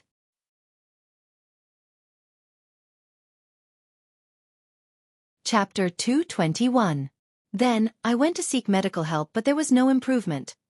Until I found a doctor who was proficient in mystical qi. He told me that the problem was with the cultivation method I was cultivating, the art of heaven surpassing divine. The martial world calls this cultivation method the art of solitude. Mi Kongchuan said, "My master gave me the art of heaven surpassing divine." He knew the pros and cons of cultivating this cultivation method. By the time I realized it, it was already too late. Even if I were to destroy the cultivation method I had cultivated and even my cultivation base, it would be useless. My body's condition was irreversible. Mi Kongchuan said, "I went to find my master, wanting to ask for an explanation, but I realized that I couldn't find him anymore. Then, I realized that there was nothing else I could pursue other than power.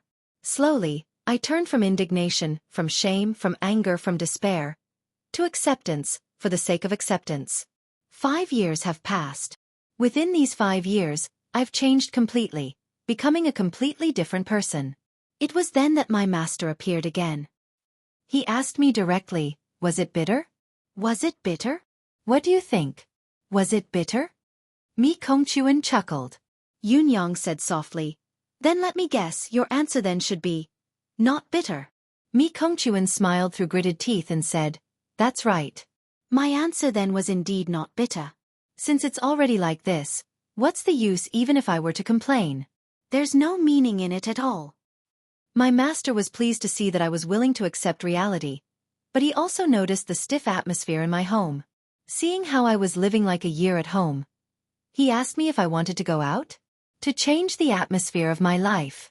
It was then that I blurted out that I wanted to leave. It turns out that at that time, I already couldn't wait. My master asked me to enter the palace and said, "Since you can't achieve success as a man, then find another way.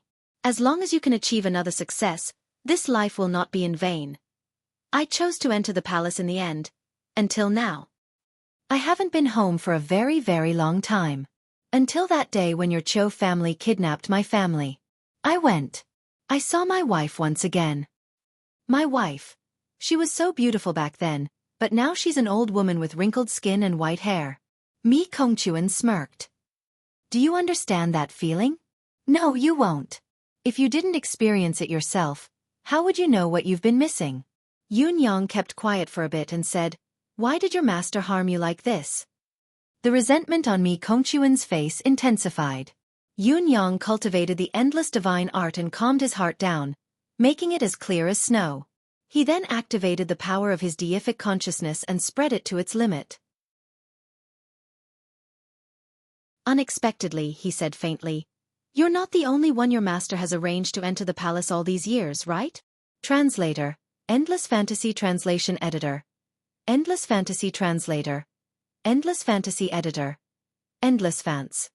Because of this, he naturally didn't hesitate to launch a divine sense attack at this moment. Mi Kongquan felt even more dazed. The warmth of the past that had been buried deep in his heart surfaced one by one. The resentment in him rose like a wildfire. He blurted out without thinking, Of course, I'm not the only one. The Minister of Imperial Household, Zhang Zhong, came earlier than me. Yun Yang said, It can't be just the two of you, can it? Since you are plotting against Norda, if only the two of you participate, how can you stir up such a huge commotion? There will definitely be someone who will come to your aid. Mi Kongquan sighed. Since I want to do something big, I can't do without the military and the government. Even the royal purge this time was mediated by people from both the military and the government. Speaking of which, I only found out recently that we have quite a number of people.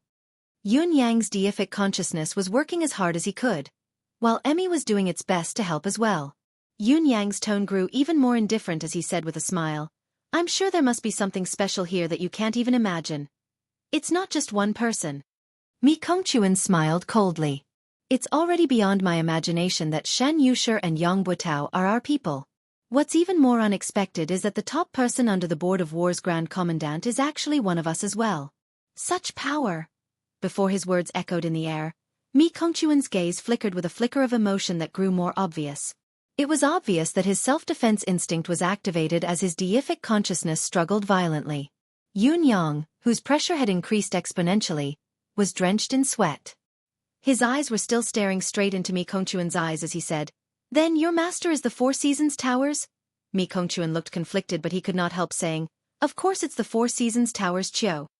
As he spoke, there was a sudden bang. The chair he was sitting on had exploded. He stood up and hollered angrily, You! The saber light in Yun Yang's hand shone with a cold gleam. The divine edge was already stabbed deep into Mi Kongquan's chest. When he was distracted and was controlled by Yun Yang, he did not have the strength to resist at all when he managed to break free. Yun Yang's strike had succeeded. Mi Kongquan suddenly quietened down. Looking at the gleaming saber that had sunk deep into his chest, Mi Kongquan's expression was one of despair. The saber had entered his heart. He was dead meat. Mi Kongquan seemed to have lost his soul. Not even the rage of being controlled could be roused. He only looked at the saber in his chest and said in an infinitely calm voice, Who are you? You're not from the Chiu family.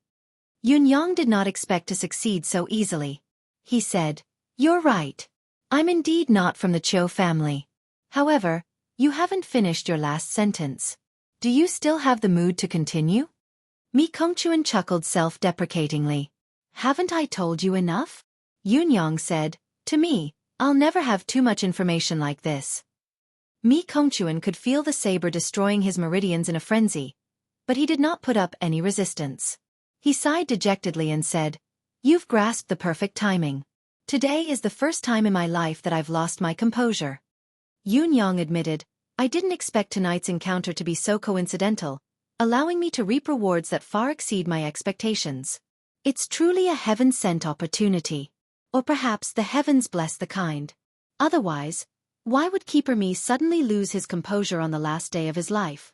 Mi Kongquan chuckled bitterly. There's a reason for everything. When Ling Xiaozui's sword energy was severely injured that day, it had long triggered my inner demon. It's been cloudy and blustery for the past few days, so I didn't feel anything out of the ordinary.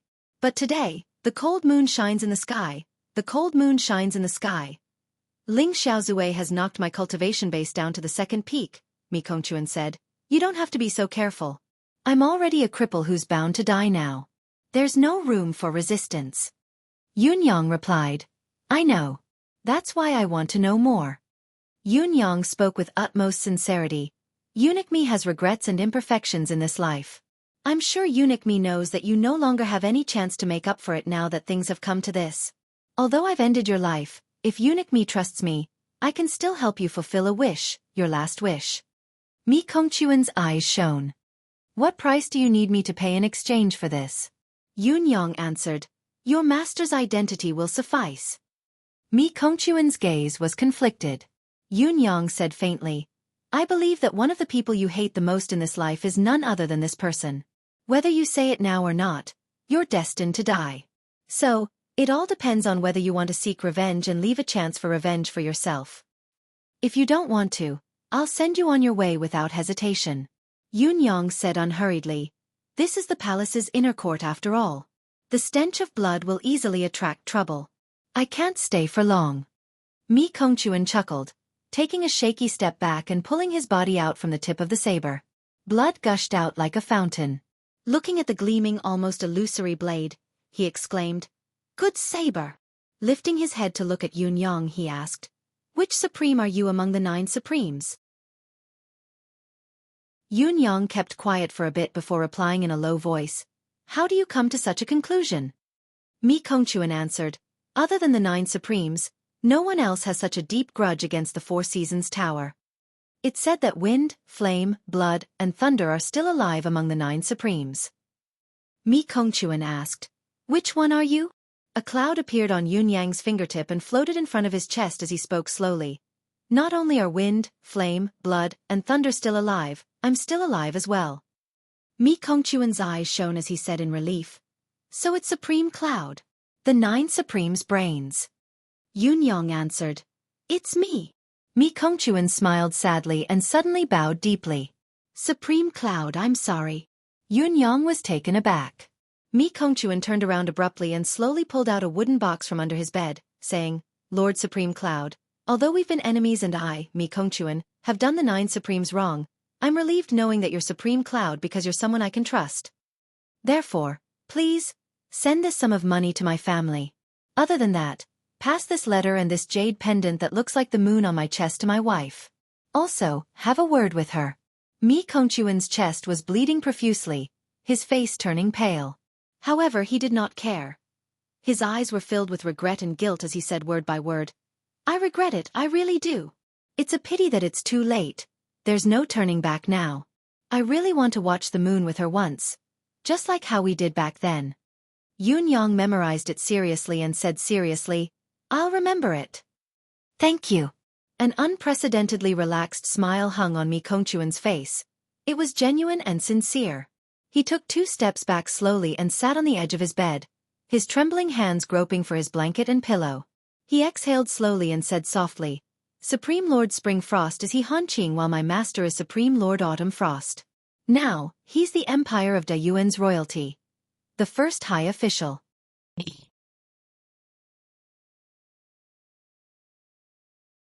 Chapter 222. Yunyang shuddered and said, Thank you. Mi Kongchuan quivered, blood dripping from his mouth and nose as he said, There aren't many people from the Hall of Autumn in Yutong because this is Supreme Lord Spring Frost's territory. This is all I know, I've told you. With Supreme Cloud's ability, it's more than enough to deal with them. You're a man blessed by heaven. Heaven always blesses the kind. Now, I believe it. Mi Kongchuan's body grew more and more hunched, his voice breaking. Right, be careful. There's a saber in the sky.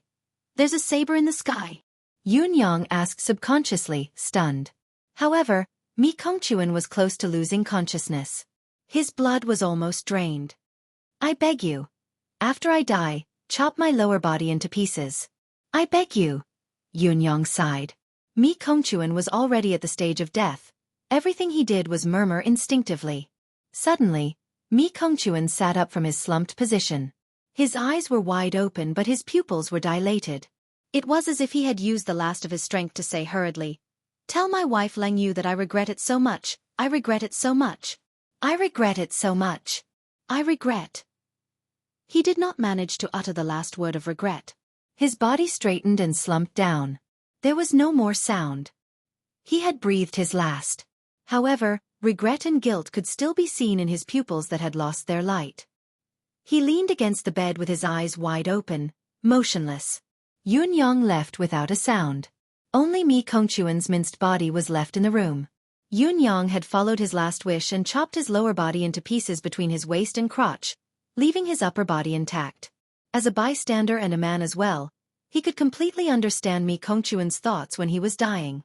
Cultivating a unique cultivation method had become a fact. There was no turning back. What else could he do if he did not move forward? There was only one path he could take, even if he knew that the road ahead was darker. However, as he walked further and further, there was no light in his heart. How could he not be touched? How could his heart not be stirred? In fact, it was only when Mi Kongquan mentioned that the cultivation method was 10 times faster than the average cultivation method that Yun Yang decided to risk his deific consciousness interference to probe further for clues from the Four Seasons Tower's other members. Mi Kongquan had been cultivating for so many years and had cultivated such a shocking cultivation method, but he had only cultivated to the 8th peak pinnacle. There was a reason for that. If one's cultivation base progressed rapidly, one would at least reach the 9th peak after 40 to 50 years of hard work, even if one could not reach the martial artist shackles of 10th perfection. However, Mi Kongquan had stopped at the pinnacle of the 8th heaven. It was obvious that he was haunted by his inner demons. The devil in his heart, coupled with his hatred, had long buried a huge threat. Otherwise, Mi Kongquan's foundation would never be shaken by a few words from Yun Yang. Before he died, he would rather have his body crushed than to live in this world with an incomplete body. This was proof of how much Mi Kongquan regretted this. Yun Yang's gaze was deep. His gains from this trip had far exceeded his expectations. Minister of the Imperial Household Jiang Zhong, Shen Yushi, Yang Buotao, and the #1 person under the Grand Commandant of the Ministry of Military Affairs, Yun Yang did not feel much joy. It was more of shock and surprise that felt like a tsunami. If it had only been Minister of the Imperial Household Jiang Zhong, Shen Yushi, and Yang Buotao, it would have been fine. After all, with Mi Kongquan, the Minister of the Imperial Household, as a comparison, it was not much of a surprise. However, the #1 person under the Grand Commandant of the Ministry of Military Affairs, it made Yun Yang shudder. The 2 old marshals, Qiu Zhenhan and Lang Daoyin, belonged to the Ministry of Military Affairs, but they had long transcended the unique existence of the Ministry of Military Affairs. The Grand Commandant of the Ministry of Military was old and frail, having 1 foot in the grave. He had long let go of his duty and entrusted it to someone he had acknowledged as his successor. In other words, the entire military affairs of Yutong's Ministry of Military Affairs were now in the hands of the acknowledged successor. If that person was really from the Four Seasons Tower, the consequences would be unimaginable and difficult to deal with. No matter what, I've managed to uncover a few more people, and they're rather important ones too, Yun Yang thought to himself. Then he floated away. Mi Kongquan, I shall complete your request for you. The Mi family's alley in Tiantang City. Yun Yang flew over in his human form, looking down from midair at the huge house in the Mi residence's alley. The structure of the huge house was different from the rest, occupying an exceptionally wide area. There was a pavilion built on the roof, looking out of place. At this moment, there was a person sitting alone in the pavilion. He raised his head and looked at the bright moon in the sky in a daze. He did not move for a long time. Under the moonlight, the silhouette's white hair could be seen. Her eyes were murky and her face was lined with wrinkles. Her body was hunched as well. She was thin, as if she could be blown away by a gust of wind. She was an old woman with 1 foot in the grave. She was an old woman. The old woman hugged her knees, her body curled up as if she was cold. The night breeze blew, lifting her sleeves and fluttering her gray hair. Yun Yang suddenly felt an inexplicable sense of loneliness. He suddenly recalled that when he had just entered the palace and met Mi Kongquan, the latter had been leaning against the window, staring at the bright moon in the sky in a daze. Her actions, her expression, and her eyes were extremely similar to the old woman's. They were practically the same, and there was no difference between them. Yun Yang suddenly knew who this old woman was. This was probably Mi Kongquan's wife, Lang Yu. It was already midnight, midnight. The weather in November. The night breeze was chilly. The old woman sat there, but no one came to console her. It was obvious that the old woman's habit had long been known by her family. Knowing that it was useless to console her, they would not waste their breath in vain. The wind howled. Yun-Yang landed soundlessly, still masked and dressed in black. The old woman saw Yun-Yang descend from the sky, but her gaze was calm and indifferent, as if she did not see anything. After a glance, she turned around and continued to gaze at the bright moon in the sky, her thoughts focused. She was completely indifferent to the sudden appearance of a mysterious and powerful stranger. She was either too careless or her heart was dead. "Is it Lady Lang Yu?" Yun-Yang asked softly. The old woman's body suddenly trembled, and she faintly said, "Did he ask you to come?" Yun-Yang was stunned. The old woman's gaze was equally distant as she said, "It has been many years since someone called my name." Yun-Yang said in relief, "That's right. It was Keeper Mi who asked me to come." The old woman sighed softly and said, "Where is he? Why didn't he come himself?" Yun-Yang answered, "Mi Kongchuan is already dead." There was a strange change in the old woman's expression. Her gaze seemed to freeze for a moment before she slowly turned her head. Her eyes were fixed on Yun-Yang's face amidst her fluttering white hair. "I did kill him," Yun-Yang said, "but before he died, he asked me to do something. I promised him." The old woman nodded slowly and said, "It was you who killed him." There was a sudden silence. What surprised Yun-Yang was that the old woman was not sad or resentful towards him after knowing about Mi Kongchuan's death. There was only silence. After a long time, the old woman said, "After so many years, he is finally free." There was no hatred, no resentment, not even curiosity in her words. She did not even ask about what Mi Kongchuan had asked of Yun-Yang. As she spoke, however, her calm and indifferent face was already covered in tears. They fell one by one. In spite of this, her voice was still calm. "You killed him. I should hate you." The old woman's faint voice rang in the air. "But I only want to thank you now. Thank you for helping him to be free. He has suffered. He has suffered for 53 years, 7 months, and 5 days. Yun-Yang's heart skipped a beat. 53 years, 7 months, and 5 days. She had actually calculated it so clearly. Yun-Yang gently placed a large parcel in front of the old woman and said, "This is Mi Kongchuan's lifetime savings. Not only are there plenty of rare treasures in it, but there are also banknotes worth millions." Mi Kongchuan's lifetime savings were not insignificant. The millions of banknotes were only a small part of it. The treasures were the truly valuable items. If they were sold, the sum would be an astronomical figure. In spite of this, the old woman's eyes did not even move. She only stared at the bright moon in the sky. Tears trickled down her cheeks slowly, as if she did not see the massive amount of wealth placed before her. Yun-Yang extended his hand. "Mi Kongchuan has specifically asked me to return the jade pendant he hung on his chest to you." In his palm, a crescent-shaped jade pendant shone with a chilling glow under the moonlight. The old woman turned her head abruptly, her dry eyes glowing with an unprecedented radiance as she stared unblinkingly at the crescent-shaped jade pendant in Yun-Yang's hand. Her body suddenly trembled violently. She covered her mouth tightly with one hand as she trembled violently, tears streaming down her cheeks like pearls from a broken necklace.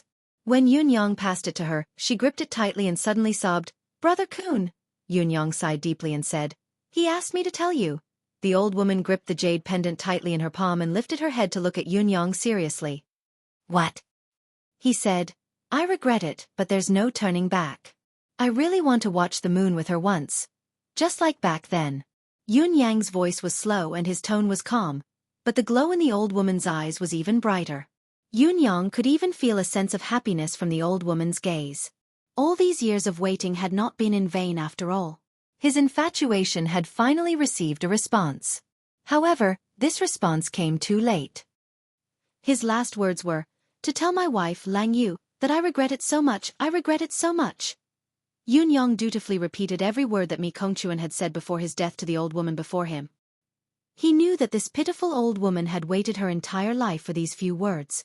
If he had skimped on a few words to save trouble, it would be an extremely cruel thing for this old woman. Do you regret it? Do you regret it when a lifetime has passed just like that? Do you regret it when you've had it and missed it? Do you regret it when you've loved each other but you can only part heartlessly? The old woman chuckled bitterly. You regret it but I don't.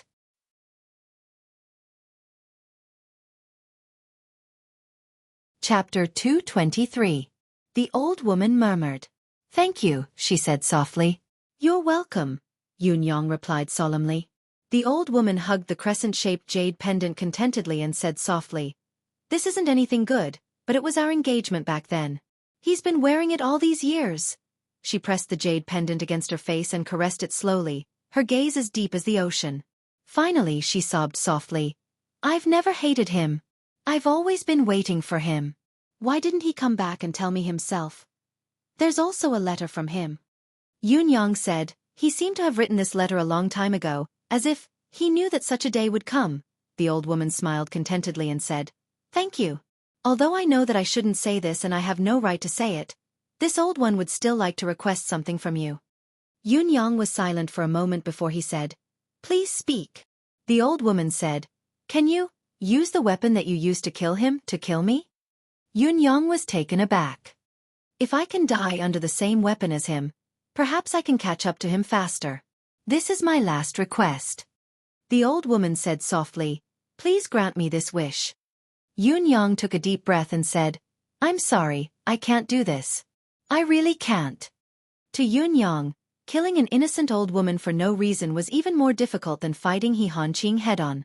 The old woman's expression was one of understanding. She did not insist anymore and said softly, "Mi Kongchuan said that he regretted it, that he had let me down. Actually, he had never known how he had let me down since he was young. He doesn't even know what I'm asking for." The old woman chuckled softly. "Thank you. I won't read this letter." She looked at Yun and murmured, "Thank you for fulfilling a wish of mine and Brother Kun's. As a token of our gratitude, you can visit the 7-Star Lake if you're free." 7-Star Lake? Yun asked in confusion. The old woman did not answer. She lowered her head and looked at the jade pendant quietly. Suddenly, she grabbed the crescent-shaped jade pendant and kissed it, murmuring, "Brother Kun, if there's a next life, will you marry me? Will you still let me down?" Suddenly, the jade pendant shone brilliantly. It was actually the qi manifestation of the infusion of profound qi. Yun was shocked. No. However, Yun had discovered it too late. The old woman's mystical qi had reached its limit, and with a forceful pull, the crescent-shaped jade pendant was suddenly stabbed into her chest like a sharp knife. It sank deep into his heart. Yun could only feel a buzz in his head. He had never expected the old woman to be so resolute in her desire to die. There was no hesitation at all. Furthermore, the old woman had a cultivation base of the 4th level of mystical qi. She had even used the most extreme method of self-destruction, exploding all of her cultivation base and destroying her own life force without holding back. If not for this, Yun would still have had the chance to save her even if the situation had taken a turn for the worse. Yun was filled with shock and frustration. However, the dying old woman did not seem to feel any pain at all. She actually persisted in grabbing the jade pendant and stirring it fiercely in her chest. A sincere smile appeared on her face. "Actually, he didn't know. After he left, I also worked hard in my cultivation. Although I started late, I still wanted to continue this futile effort. Even if I couldn't catch up, I could at least get closer to him." Hee hee. The old woman laughed sadly. "Even after I knew later that he would never return, and that the cultivation base I had cultivated could not be used against an enemy. But to deal with myself, it was always enough. To be able to hear these last few words of yours in this lifetime is enough." Yun sighed. For a moment, he did not know what to say. The old woman's eyes shone brightly as if she had seen something. Joy shone in her eyes as she said, "Brother Kun, walk slower. Wait for me. I can't keep up." Suddenly her voice disappeared. Her eyes were still shining with surprise, as if they were filled with the glow of love. It was as if she had reunited with her lover in another world. However, she was no longer breathing. Her soul had left the netherworld. She was dead. Yun felt a heaviness in his heart. His initial shock had been replaced by this true emotion. Lifting his head, he saw the moon in the sky, still clear and cold. Perhaps the moon that Mi Kongchuan and his wife had seen back then was no different from the moon tonight. The moon was still bright, but the people had changed. It seemed that the voice above had finally alerted the people below, as voices could be heard gradually. "Who is it?" Is the old woman still up there? Let's go up and take a look. Yun Yang sighed softly, his body slowly turning ethereal, turning into the howling cold wind in the air. I hope that all of you really have a next life. May we never abandon each other in our next life. Stand side by side, the moon is round. Yun Yang grabbed the 5 portions of luminary paste and returned quietly. Now, Yun Yang dared not keep any of the slightly more precious heaven and earth treasures or rare spiritual medicine in his embrace. Emmy did not care where they came from or what they were used for. As long as they were useful to Emmy, it would absorb them directly. After a few painful lessons, Yun Yang had finally learned his lesson. However, when he returned to his own courtyard, he had yet to recover from the heavy sadness. At this moment, Xueqi was like an invisible man, quietly standing under the tree. Lao Mei and Feng Mafei, who were beside him, wore a strange expression. Xueqi was just standing there, but even if they had seen him, they would have turned a blind eye to him. It was no longer a matter of whether he was superior or inferior. He did not even have the slightest sense of existence. In disbelief, both of them used their deific consciousness to search for his location. What shocked them even more was that they could not sense any movement at all. Such a living person, they had clearly seen him, but how could he be invisible, as if he did not exist? Lao Mei and Feng Mafei exclaimed in disbelief, finding it hard to comprehend. How could there be such an extraordinary person in this world? It was only when Yun Yang returned that Xueqi walked out of the shadow. Like a specter, he stepped into the sunlight. The dark fog dissipated, revealing the world once more. Lao Mei and Feng Mafei, who were not far away, exclaimed softly as they thought in unison, "Demon!" Then, both of them walked away as if nothing had happened, obviously wary of this seemingly inhuman being. Xueqi did not care about what they were talking about. Looking at Yun Yang's somber expression, he asked in a low voice, "You didn't succeed?" Yun Yang sighed, "Not only did I succeed, there were also many unexpected gains." Xueqi smiled, "That's a good thing. Were there any other accidents in between?" It was no wonder that Xueqi would ask such a question. Since he had said that he had succeeded and there were additional gains, this trip should have been a success. However, Yun Yang appeared to be troubled. How could he not be suspicious and worried? Yun Yang was silent for a moment before he recounted the night's events to Xueqi. After listening to him, Xueqi was expressionless as he said, "Young master, you have been too impulsive in this matter." "Young master, we are still very short of money now." Xueqi said, "The money left behind by Mi Kongquan should be taken for ourselves. There's no need to send the letter as well. Let's not talk about whether it could be a trap, but there's really no need. Young master, you must know that since you've done something, you have to bear the price. This is the only truth in this world. No matter how cruel or regrettable the price is, it should be borne." Xueqi smiled. "However, it is still a good thing for us that young master can return victorious and with unexpected gains." Yun Yang nodded and looked deeply into Xueqi's eyes. Yun Yang realized that Xueqi had his flaws as well. Xueqi was meticulous, unflinching in the face of death, wise and steady, and flawless in the way he handled matters. However, he was simply too cold, apathetic, callous. It was as if he had a heart of ice.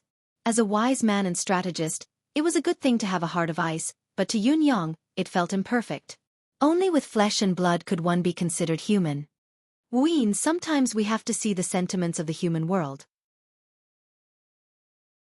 Yun Yang said softly, "Even if they're enemies, it's only because we have different standpoints. It's one thing for us to kill them, but there's no need to deny their emotions completely. After all, this has nothing to do with what they've done. The heavens are heartless. Humans must have emotions." Xueqi kept quiet for a bit and said, "Perhaps this is the difference in personality. To me, an enemy is an enemy. No matter how I kill him, it means the end of this matter. How can there be emotions? What does it have to do with me whether the enemy's emotions are rich or not? What I want is his life. Similarly, it has nothing to do with his emotions." Yun Yang sighed, feeling deeply that trying to reason with this cold-blooded fellow was like playing the lute to a cow. "My current identity is that of a strategist. What I plan for is only victory and defeat, life and death. Other than that, I won't consider anything else. Emotions have nothing to do with me. Xueqi said coldly. Boss, actually, one of the biggest factors that has foiled major events in this world since the beginning of time is the so-called emotions. Yunyang sighed, no longer debating the issue of emotions. Talking about emotions with Xueqi was like playing the lute to a cow. At the very least, when playing the lute to a cow, the cow would not refute you. But Xueqi could refute you until you were tongue-tied and speechless. There are a few things that need to be dealt with as soon as possible. Xueqi had already compiled all the information regarding the Nine Heavens dictum. Firstly, although the Nine Heavens dictum has always been under control, the people's hearts are fickle. It's inevitable that they'll slip up when they're completely controlled by personal worship and prestige. I suggest that we reorganize them. It's best if we can gather all the troops from all 9 directions together to form a unified command. Yunyang nodded. That's right. This was indeed a must. The Nine Heavens dictum was like a plate of loose sand scattered around. It would not be easy to gather them together. In the past, when he was fighting on a small scale, the resources he could use were relatively limited, so it did not matter much. However, the upcoming actions would definitely be more and more significant. The scattered personnel and lack of strength were not the main issue. The possibility of exposure alone would be fatal. At the same time, the uncontrollability would increase. This was indeed an urgent matter that had to be considered and dealt with as soon as possible.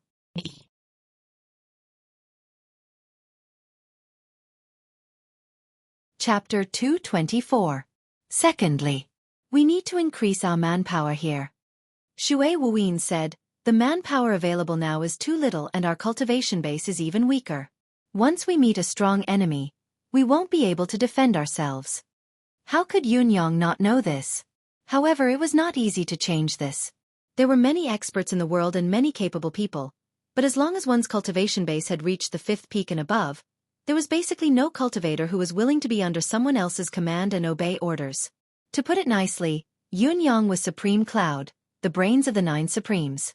His reputation among the people was close to the pinnacle, but it was nothing to the real experts. How could he have a strong foundation in this aspect? How could he attract so many experts to serve him? It's easier said than done. Yunyang chuckled bitterly. The third point is, Xueqi said, we can't act with our own strength in the future. If others can hire assassins to kill us, we can, of course, hire assassins to kill others. Leveraging force to fight force is a great tactic we can use now. We can't give up on it. Although we'll need a massive amount of financial support to do this, we can't let it go. Yunyang stroked his chin. This point could be considered. He had too much money to spend now. There's also the fourth point. Xueqi said, Boss, your identity may have to be revealed. Yunyang frowned. My identity? You mean? Xueqi said, of course not your real Supreme Cloud identity. Exposing your identity as the 9 Supremes think tank will only attract endless attacks. I'm talking about your other identities, boss. Roaming the world, letting others know that the 9 Supremes are still alive and able to contact various officials. Leveraging the power of the entire country, the military and the government, Xueqi said. Regarding this point, I think boss will have to carefully consider it. What should we do to ensure that nothing goes wrong? Yunyang nodded deeply. I understand what you mean. I'll think about what to do and how to proceed later. Yunyang had also discovered his shortcoming during this period of time. He could only use his Popinjay identity as the son of Marquis of Heavenly Clouds to deal with whatever happened. Such an identity was obviously not enough. Perhaps it should be said that it was more than enough compared to what was above. Anything else? Yunyang asked. Yes, but the rest are more fragmented. Xueqi said, I still need to sort them out before I can take them out for discussion. Yunyang heaved a few long breaths. Also about the few names you've gotten from Kongchuan, young master, there's a high probability of it being true. At least 80%, Xueqi said. These people will be our next targets. No matter what, I have to collect some interest for my boss. My original target was Supreme Lord Springfrost Hanqing, Xueqi said. Although this person is an imminent threat that must be eliminated, after thinking about it, the chances of us killing him is still less than 10% even if we use all our means. In the face of absolute power, we are powerless even if we have the will to try. If we want to deal with him, it will only be possible if we have the help of an expert who is on par with him. Next, we can try to find some super experts.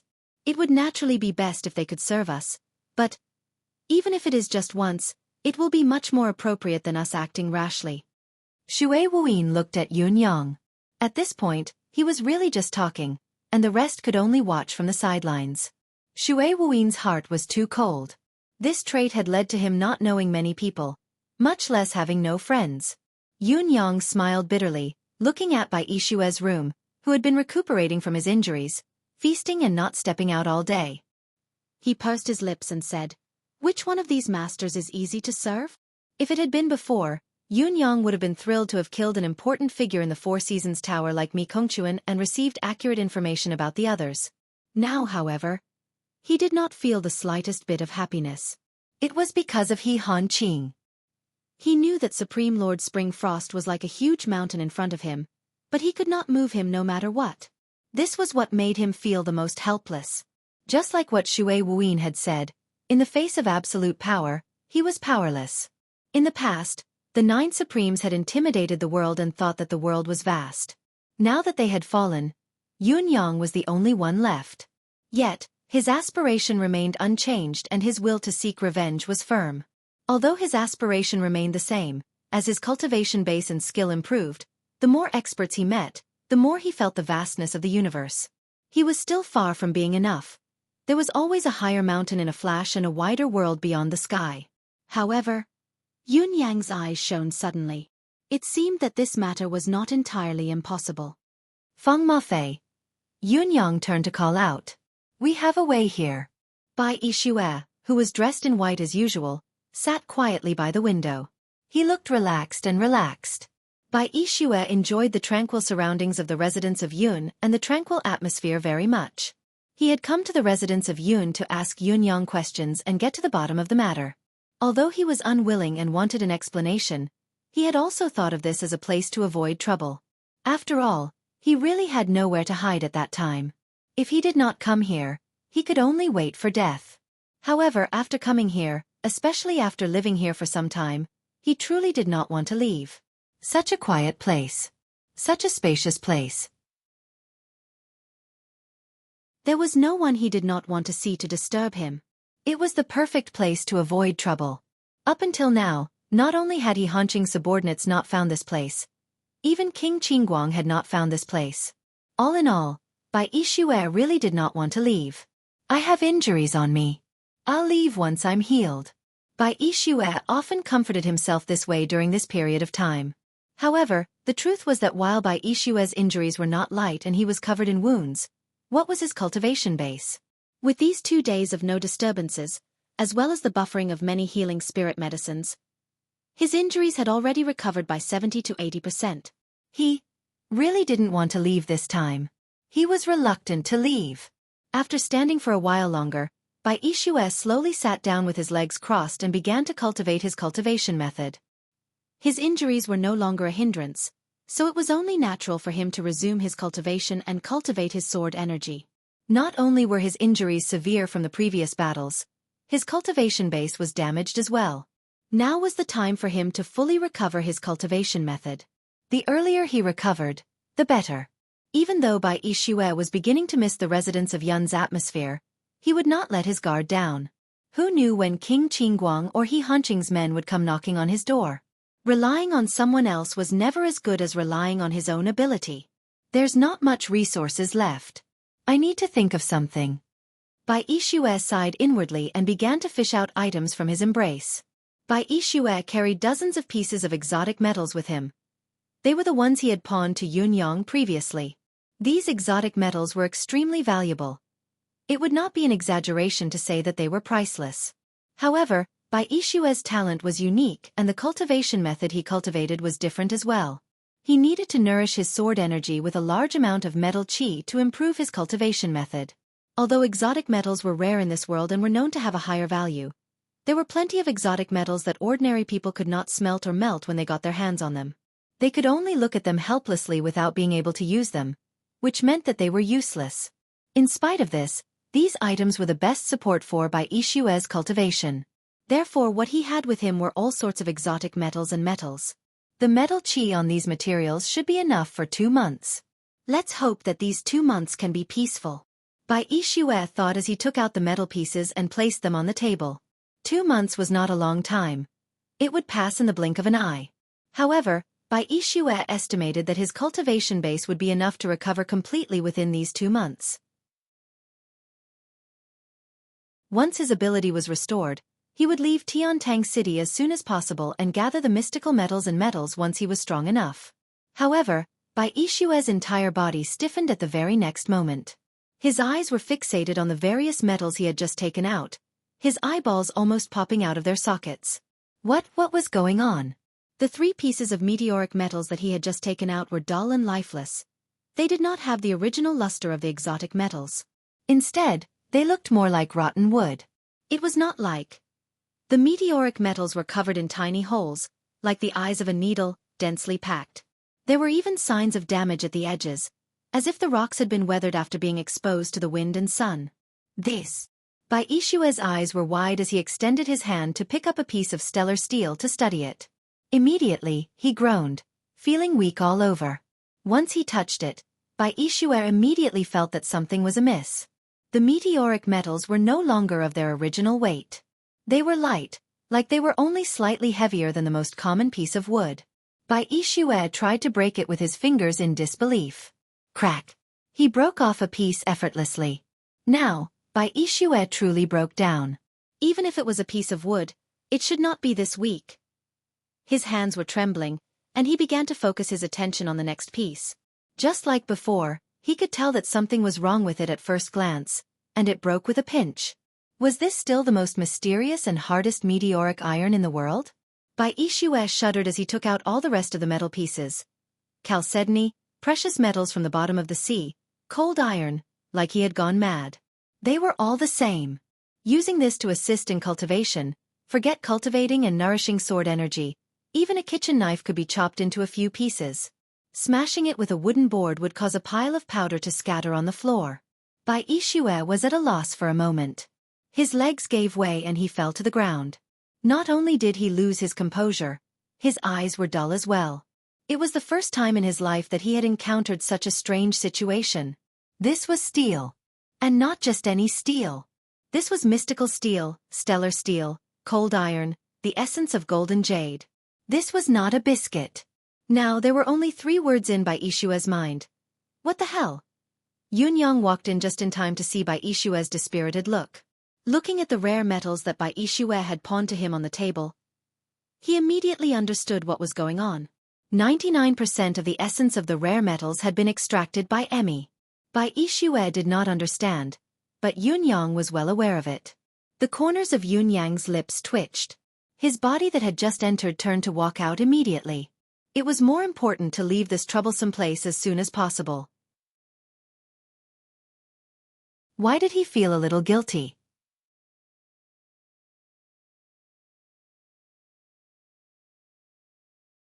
Chapter 225. Sigh. Just as Yunyang was about to leave, Bai Yixue called out to him. Bai Yixue was puzzled as well. This fellow must have come for something. Why did he leave as soon as he saw me?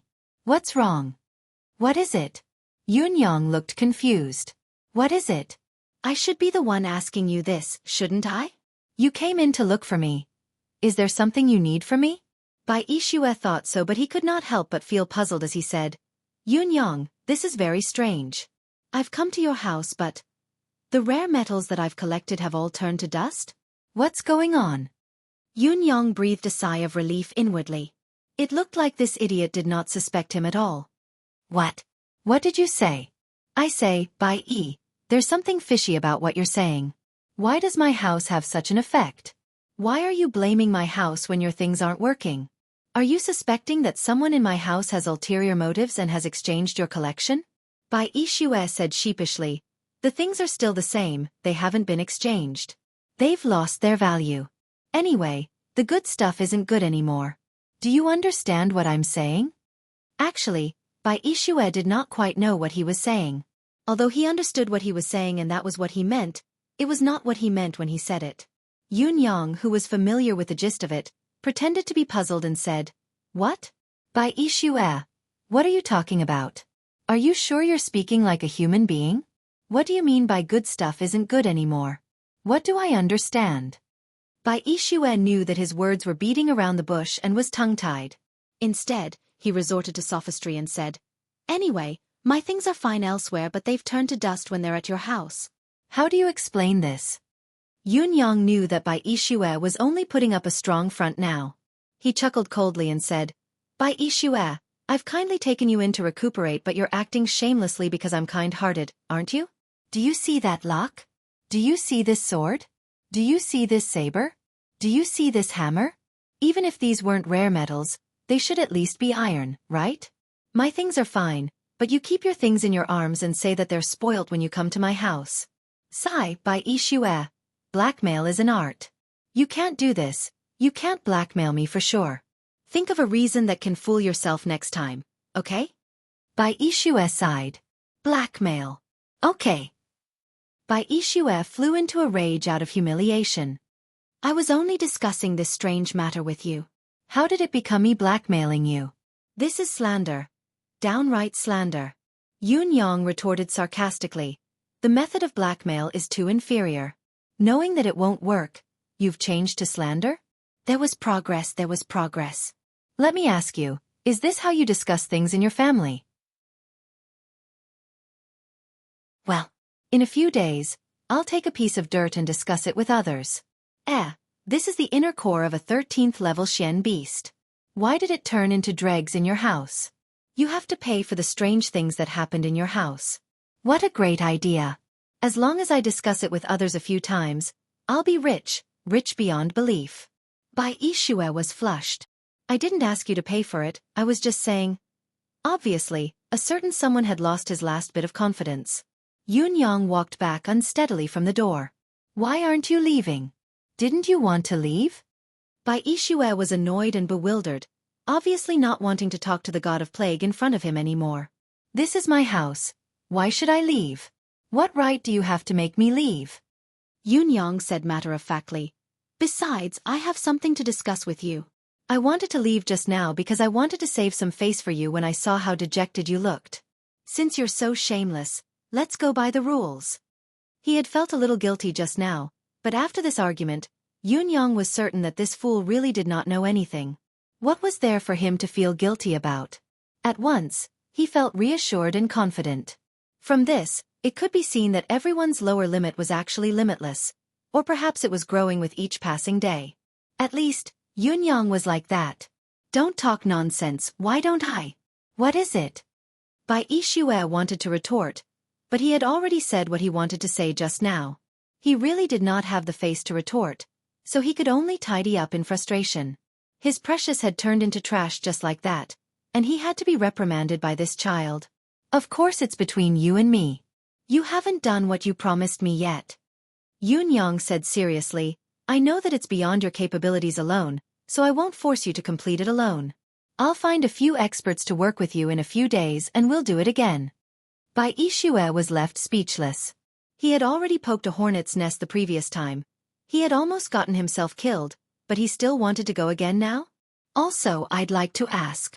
Yunyang asked curiously, "Why does First Court King Qingguang want to kill you?" Bai Xueqi almost jumped up.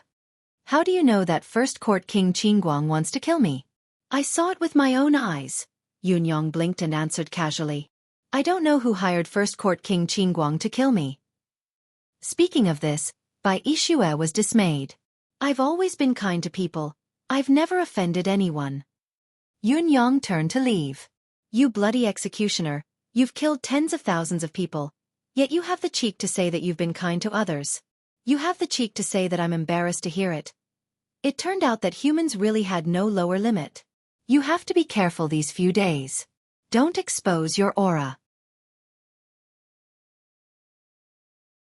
Yunyang blinked and said, "Because First Court King Qingguang might come to me at any time." Bai Xueqi was stunned. "Why? What's he coming for?" Yunyang said, "Because I've also offered to hire him. Hire him to kill someone for me." Bai Xueqi could only feel a flock of crows flying over his head. His speechlessness had reached its peak. You asked me to do something for you. Then you hired someone who wants to kill me to do it with me? Is there something wrong with your brain? If you're so capable, why don't you go to heaven instead? Bai Yixue then realized something. This bastard wasn't joking at all. He really wanted to go to heaven. The eerie aura that he was unusually familiar with had suddenly arrived and covered the entire residence of Yun. Even he was beginning to feel the eerie aura lingering around him. First Court King Qingguang had actually come. Although he was not here to kill him, the eerie aura lingering around him made Bai Yixue feel uncomfortable all over. He could only do as Yun Yang had said. Hide in his room and retract his aura. Not only did he not dare to go out, he did not even dare to move. His heart was filled with bewilderment. Could he find whoever he wanted to? A character like First Court King Qingguang was not an existence that could be easily found. How had Yun Yang managed to do it with his insignificant cultivation base? Bai Yixue was puzzled. Of course, he did not know that great swordsman Feng Mafei, who was in Yun Yang's house, was actually First Court King Qingguang's assassin. It might be difficult for others to contact First Court King Qingguang himself, but it was not a problem for Yun Yang at all. Especially when First Court King Qingguang had just returned to Tiantang City, it was a unique period where he had yet to eliminate his target. You're looking for me? First Court King Qingguang arrived at the residence of Yun with a gust of eerie wind and ghostly cries. He looked at Yun Yang with slight surprise. If I'm not looking for you, why did I invite you here? Yun Yang felt that this fellow was spouting nonsense. Then why are you looking for me? First Court King Qingguang was still rather bewildered. Why had this fellow suddenly come looking for him? Why did it feel so creepy? Yun Yang could frighten the First Court King of Hell. This alone was enough for him to be proud of. Why would I look for you if there's nothing? Yun Yang felt that this fellow must have something wrong with his brain. Can we stop talking nonsense and practice? Let's get down to business, shall we? King Qingguang was still rather bewildered. I'm only an assassin's leader. What business can you talk to me about? Yun Yang lowered his head and sighed. If you weren't King assassin's leader, I wouldn't have looked for you. Looking for an assassin's leader is definitely to kill someone. Is there something wrong with this fellow's brain? There must be something important to ask Your Highness King Qingguang to come here this time. Actually, this is your specialty. Yun Yang went straight to the point. I'd like to discuss a deal with His Highness King Qingguang. A deal? First Court King Qingguang became smart at once. He actually winked and said, Young Master Yun wants to kill someone? That's right. Yun Yang smiled. If it wasn't for this reason, I wouldn't have the guts to ask Your Highness to come and tease you even if I wanted to. First Court King Qingguang said, but our fee is very high as well. As long as there's a price. Yun Yang said with a grin, a problem that can be solved with money isn't a problem to me. Qin Guangwang coughed. At this moment, he actually felt awkward and speechless. Who's the target? First Court King Qingguang went straight to the point. Tell me the name and I'll check to see how much it costs. As long as it's something I can do, I'll give you a 20% discount. Who asked me to find you pleasing to the eye? This thing can be discounted? What do you mean by pleasing to the eye? Do I need a ghost like you to find me pleasing to the eye? Yun Yang said with a grin. Thank you for Your Highness' favor. Actually, my target is an old scholar in Tiantang City. I didn't want the concourse of the underworld to step in, but I've always been cautious in my actions and there's an additional layer of concealment that's why I'm doing this. Unexpectedly, First Court King Qingguang raised his guard and said in a low voice, Someone from Tiantang City? Old scholar? You'd better tell me the target's name. He Han Qing. Yun Yang was straightforward. He Han Qing? You're tuning in to the Xueqi's Martial Arts Saga YouTube channel. Don't forget to subscribe and join us on this journey to catch the most captivating stories.